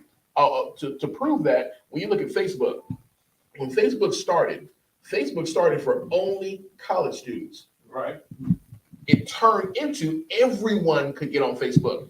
And then once everyone got on Facebook, look at Facebook now. Look at what it does. Look at what it promotes. Look at how it moves. So when you look at Freaknik started as just a picnic for those who can afford to go home during spring break. And guess what? It grew bigger and bigger and bigger. The hoes came out during the day. The hoes came out at night. And they started showing their ass, busting it wide open, telling you to bring it back. And guess what? Look at what happened. It turned into something where it was nothing but rape, pillaging, drug use, violence, anything that you can think of. Right. But guess what? Not that I'm going to go too far off into this, but that might be with a part two. Your oppressor does not slide off of this. Because if you look at spring break anywhere all over this country, spring break amongst your oppressor makes Freaknik look like nothing. Right. You can go to Daytona. You can go to South Carolina, Myrtle Beach. You can go to Florida for Panama City spring break. And I'm telling you, they get raped out there in the cars, in the middle of the street, fighting, drunkards, drug use, all of that. Right. Every single day during spring break. Right. You don't hear them say nothing. You don't hear them say anything. Continue with the video. I think the name Freaknik is kind of degraded, you know, honestly. You know, I spoke to a couple of people, you know, the weekend was talking about how we should change to something like Freedom Fest or something like that. Pause. But I don't think Pause. This nigga said change it to Freedom Fest or something like that. Hey, you ain't free, number one. Freedom Fest. Pause. Freedom Fest. Freedom Fest 94. Salami, my game. If that brother was at the Freaknik, he'd be the type to feed the hoes some grapes afterwards. Right? Correct. Correct. He witnessed the game, man. Simpleton. He would say, "Nah, this ain't right." Right. And feed us some grapes and try to love her and console her and all that. Right. You know what I'm saying? Like one thing is for sure, just listening to them speak, it's obvious that the scriptures was correct when the Lord said we are foolish and sottish children, rebellious. Right. Who will not hear the word of the Lord. Right. You understand? And once again, we cannot go without blaming our leadership. Right. Because the brother said it earlier, the cops and the mayor of the city decided to just let it be a free for all. That's right. How did the mayor of the city not see what could have happened if you just let chaos reign in the streets? How did you not know that the outcome would be, you know, what it was, which is why I got shut down. Right. How did you not know? That's right. They knew. It just got it's so big and so powerful, they didn't want to push back against it. Right. So they said, let them do it for a time being. We'll know they'll tear it up, and then they'll be crying for it again, just like we did. What was it, the 90s? Kind of gun, 94. Just like the crime bill. When was the crime bill? 92? Kind of something in that area. So before then, we defund the police, right? And drug dealers reign. And then we begged the Democratic Party, us Negroes in that church. We begged the Democratic Party for more police. Right. Crack down on these drug infested neighborhoods. Right. And they knew the implications of it all. Right. They knew what would be the outcome of it. Right. But they allowed it to happen because that's what they do. They manipulate us. Right. That's it. Excellent point, Adawan. Excellent point. And something else to bring some understanding. One of the things that they were allowing it to come here, I believe, if I'm not mistaken, it was about 22 million annually that was coming into Atlanta from this. Damn. So when you're looking at the amount of money that was coming in, of course they weren't complaining. They were letting you do what you want to do, but what happened was because niggas said, okay, I'm gonna block up Peachtree. So it's bringing in 22 million. But hold your point. When I'm blocking up Peachtree, when I'm blocking up the main thoroughfares for people to get to in and out of their subdivisions and or businesses, what happened was businesses were failing a little bit during that time because people couldn't get in because of the traffic. But it still brought in $22 million annually. So they were like, well, look, we don't want to turn away this money. Y'all just going to deal with it for a little while. But the pressure continued to mount because these white businesses started to suffer from the fact of the traffic. So if anyone knows Peachtree, when I was experiencing Freaknik, my experience on Freaknik was to go down Peachtree from one end of Peachtree to the other. Right. And it took me 4 hours. 4 hours, and I saw it. So I knew if you on Peachtree, you can forget it. No one was moving, no one was going anywhere. All I saw was ass and titties. That's it. And while I'm driving down Peachtree with my homeboy, I'm snorted up, geeked up on coke. Now I say that to say this: the money was coming in. The money was coming into Atlanta, but it was how it was coming in. It wasn't just on hotels. It wasn't just on eating. There was a lot of things going down. You had sex trafficking, which was big then, and people didn't talk about it. And you had much weight coming in as far as drugs concerned, which they didn't talk about. Atlanta is very crafty with what they do. And the reason why I say that is when Atlanta has an event, Atlanta couples the events all together. For example, just this past weekend, they had Taylor Swift and Janet Jackson in the same weekend. Imagine the money that came into Atlanta. Right. Now, with that money that came into Atlanta, I'm not going to go down this rabbit hole, but it didn't help Blacks and Hispanics and Native Indians at all. But it helped Atlanta. Then when you turn and you look at when Comic-Con comes here, when Comic-Con comes here, you also have around that same time Gay Pride event. We know that that's coming. So they couple all their things in Atlanta together because what you'll also have is something with football. You have also something with March Madness. Everything is coupled together so they can make all that money. Right. So you can come and be all you want to be, but don't go into the white neighborhood. For example, you got Gay Pride that's coming here. Now you have Gay Pride, and then you also have Black Gay Pride.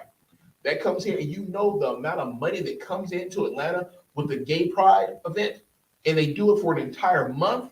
They don't say anything about that. You can come here, if you're a nigga and you come here and you want to party, we can't have these niggers here. There's just too much going on. It's just too much happening. Right. But you can come here and be a pedophile and bust up these little boys' back and rape little kids and all kind of shit like that, and nothing is said because them fags, 22 million ain't nothing for the LGBTQ community to come up with. Go ahead. Of Salakia. So at the end of the day, understand this.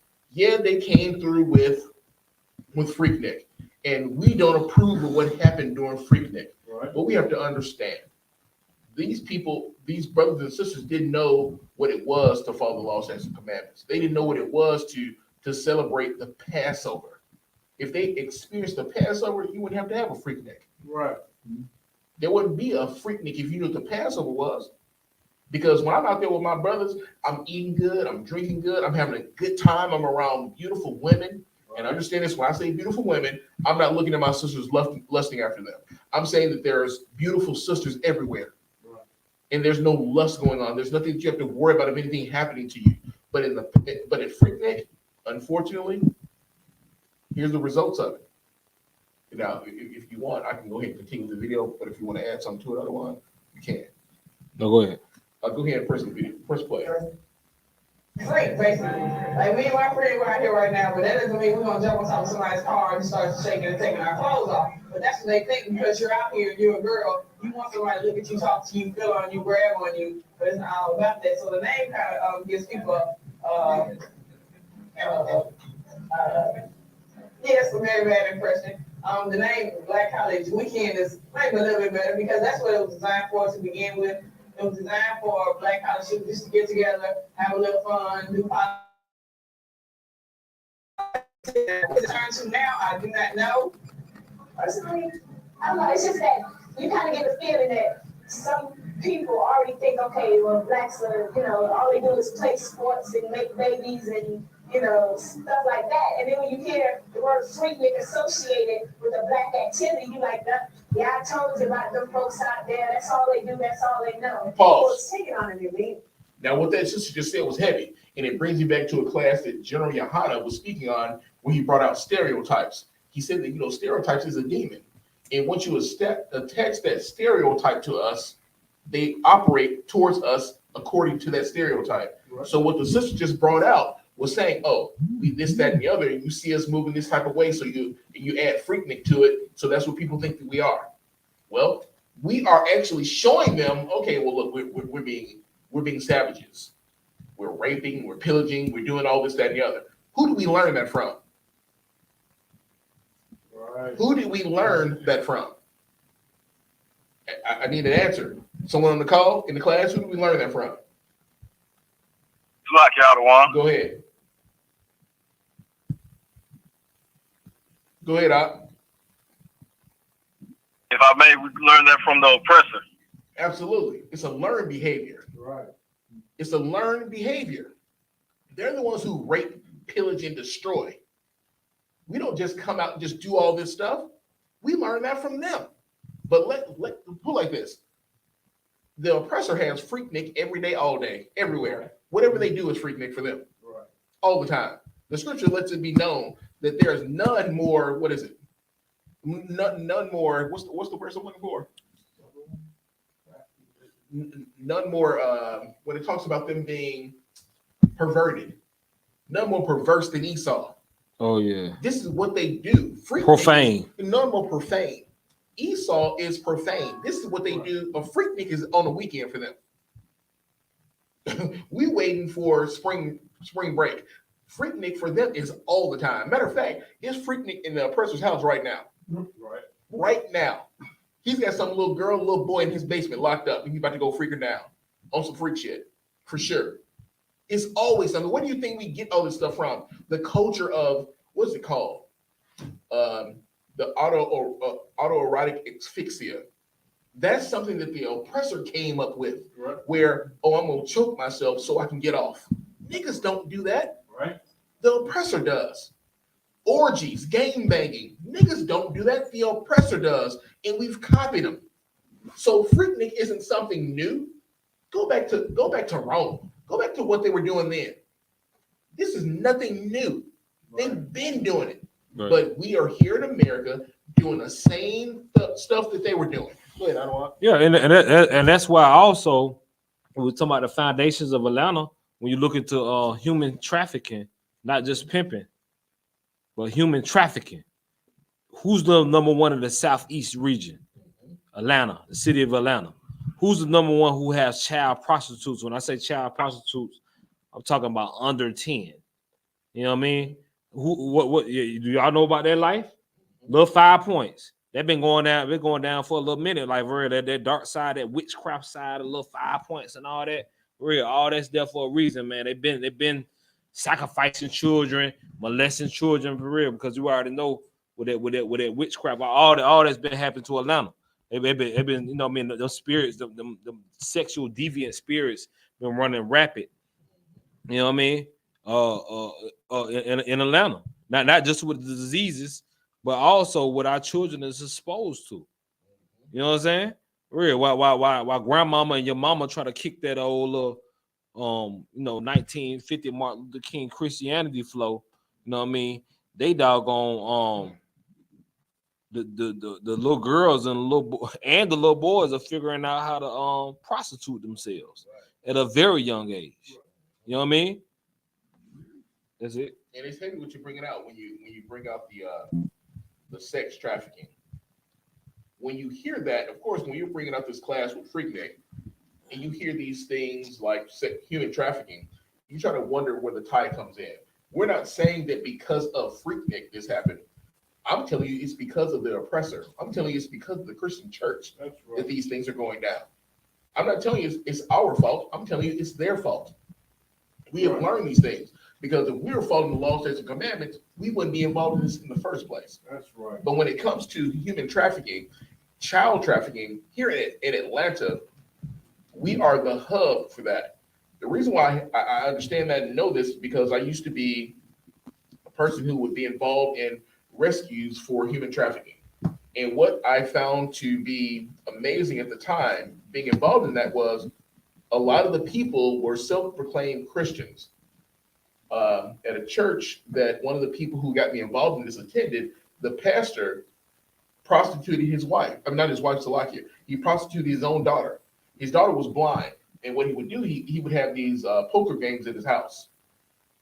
People would come over there to play poker. Well, if he were to lose in the game, in order for him to buy back in, what he would do he would then allow these men to go and sleep with his blind daughter. His daughter couldn't see who it was that was raping him. Now I'm telling you, this is human trafficking. This is a white oppressor pastor who was doing this, who was allowing these men to go and rape his daughter so that he can get back in the game. Now I understand this. I bring this out to you to prove a point. We talk about Freaknik. Yes, it was lawless. It's something that we should have been doing. We need to understand that we have the Passover. We have the Feast of First Fruits. I mean, if we look right there, the Sabbath, the Passover, Feast of First Fruits, the unleavened bread, the memorial blowing of the trumpets, Feast of Tabernacle, Feast of Dedication, Purim. Those are all days that we can celebrate. That's right. That's what we can celebrate. And understand this on the Sabbath. The sisters here in the school, every single Saturday, make sure that we have a feast. Make sure that we're eating good. Right. You know, Israel wants to eat good. They want to party. They want to find a reason to party. Well, guess what? Coming to the truth. And you got something to party all the time. There's a reason for it, and you're doing it righteously. You don't have to worry about the shit happening to you that's happening in the world because you're copying your oppressor. That's right. Screw Freaknik. We have the Passover. You can. I don't even want to put it in the same sentence. Just understand this. If you want to celebrate, come into the truth. Right. You can celebrate more than you want to. That's right. And it's going to be done righteously. Right. You got anything else you want to bring out on the one? Right, it's gonna be done righteously. You know what I mean? Like even if you didn't go to Freaknik, even if your family don't have no connection to Freaknik, it's still that spirit. We can't trust you. You know what I'm saying? For your mothers, like they've been caught in cattle slavery and been taken over by oppressor. To everything that's righteousness, you think it is coming up with a pseudo righteousness. Right. You know what I mean? Thanks to the Christianity. You know what I mean? Because on this earth, there's only two main religions. You know, we got many bugged out religions or whatever, but it's only when we don't follow no religion, I.S.U.P.K. We follow laws, statutes, commandments given to a set of group of people, the Most High. But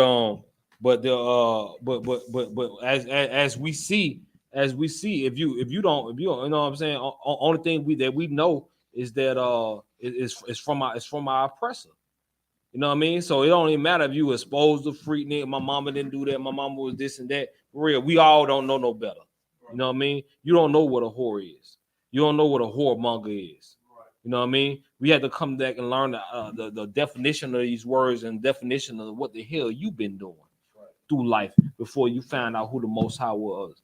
Before you actually find out who the Lord was. You know what I mean? Where you thinking that you doggone, you know what I mean? You thinking that you ain't supposed to judge. That you can't speak on those folks like that. You ain't supposed to judge those people. But you didn't even know that you supposed to judge. You supposed to doggone expose those people who's causing division, who causing the women to whore themselves out, who causing the men to doggone pimp the women out. You know what I mean? We supposed to be calling the divide of separation for those people. And this is the age of separation, man. You know what I mean? And we just using Freaknik to show you how far things have gotten. You know what I mean? But the one thing about the Lord, we already know the Lord gonna keep a remnant. You know what I mean? When y'all reading in the Bible from back in the day, y'all think, oh, those folks in the Bible, they biblical, it's biblical times. You know what I mean? It ain't like that these days. Man, let me tell you, you know what I'm saying? It's the same way it was from back in the day. Same way what back in the day. When you reading about them prophets and the ones who followed the Most High, it was the same way you is now. The I.S.U.P.K. The I.S.U.P.K. standing down and keeping that because if it wasn't, the whole world would have been turned to Sodom and Gomorrah. Right. You know what I mean? The Lord always keep a remnant. That's how that seed is able to go on. Don't think the days of Ezekiel and Jeremiah and all them, everybody was holy and down. No, Negro. Them folks who been wicked back then and doing stuff that we ain't even got to. Right. Think about Sodom and Gomorrah. When a new man came into the city, they looking to rape that man. Right. You know what I mean? Now we have that's Atlanta and San Francisco. They top gay cities, but we still haven't gotten to that level. We're like, oh man, we ain't seen that dude, but like, no, not we, but the rainbow community. When they see a man that they ain't never seen before, they not. Atlanta just ain't known for just raping that man. You know what I mean? Right. That stuff happened back in the BCs. Right. You ain't ready for that. Right. You know what I mean? So the Lord always gonna keep a remnant and always gonna have His law go on forever and forever, forever.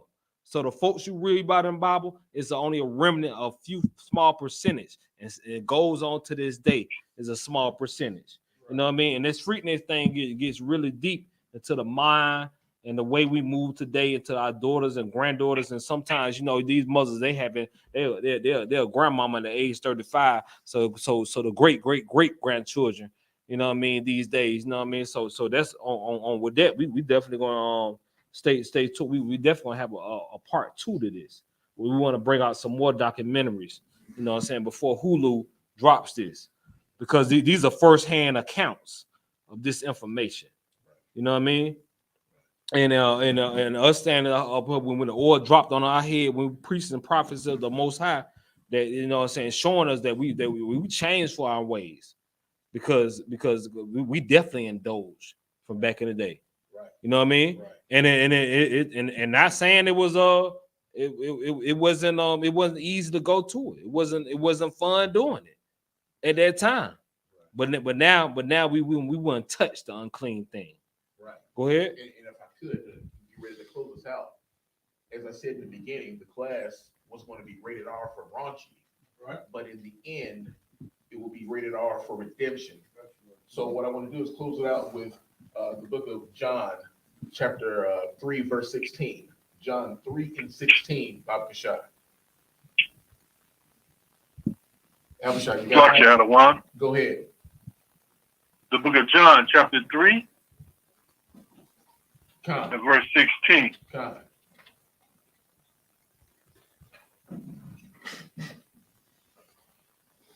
Go ahead.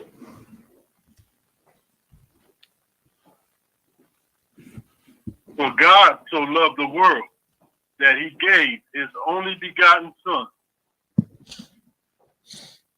that whosoever believeth in Him should not perish, but have everlasting life. Let's stop right there.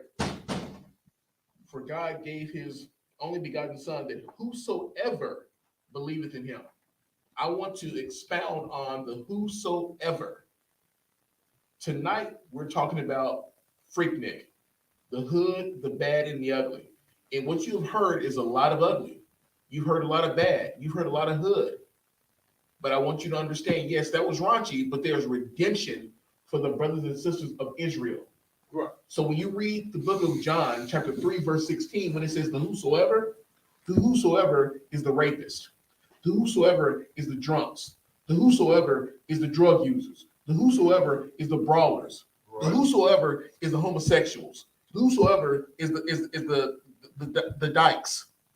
Right. Those are who the Most High sent unto Israel to die for. He was sent to the lost sheep of the house of Israel, so that whosoever is us. So if you went to Freaknik and you're worried about what happened during Freaknik, don't. Come into this truth and repent. Turn away from those ways. Right. The whosoever is you. That is the redemption. Yahweh died for you so that you wouldn't have to hold that and carry that with you. Understand that.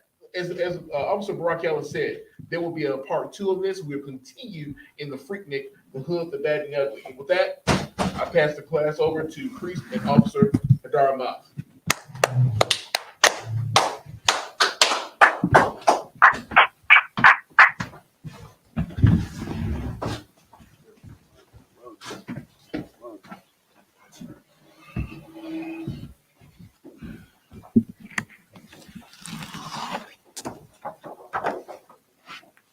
Shalom, Israel. We got the I.S.U.P.K. These are the security announcements. With the I.S.U.P.K, start out 1 West, 125th Hall, New York. Rule for new brother and sister. When a new brother and sister come to the school, they are off limits for 6 months. They are to be saluted only. They hit the shape themselves of the world. If they need transportation, the teacher will arrange it. After 6 months, if the brother or sister has an interest in a particular person, he or she must get permission from the head to speak to that brother or sister. There is another 6 months in which the brother and sister will court each other. After this 6-month period, the brother and sister will get permission from the head to marry. Tithes, which is the commandment, come from the book of Numbers, chapter 18, verse 21, and also the book of Malachi, chapter 3, verses 8 through 10, which means 10 in the Hebrew, ma'ashara. 10% of every penny of any increase the Lord gives you, give to the treasury department or the teacher. Priest fund, free will offering for priests, not mandatory. Also amount you like to give. Upcoming holy convocations will be the Feast of First Fruits. Right. You understand? Taking place May 29th. And also you can find the reference in the book of Leviticus, chapter 23, verses 10 through 22. And also for any other reminder, just check the bulletin board in the hallway. And for any brother who wants to be a trooper in the school, start wearing all black. That's boots, shirts, pants, headbands, and war scarves. And if you could, please Google the address for the school, 3353 Glenwood Road in Decatur, Georgia. You understand? That does help to build the algorithm for the school. And with that, we will give a courtesy salute to both teachers. Men of Israel, I.S.U.P.K. I.S.U.P.K. Barak.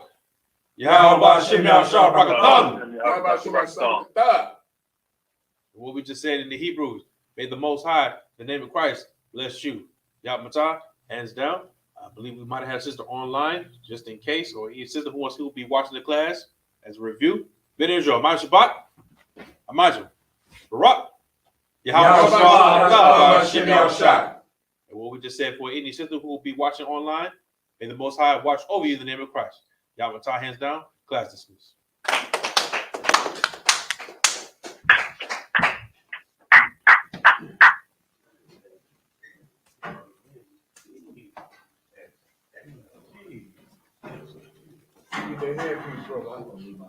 It's yours, sir.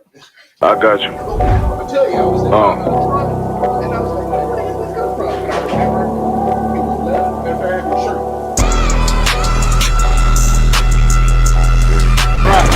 For so long you've been sighing and crying, begging for justice, and here the Lord is bringing you justice right here to your streets. City eyes.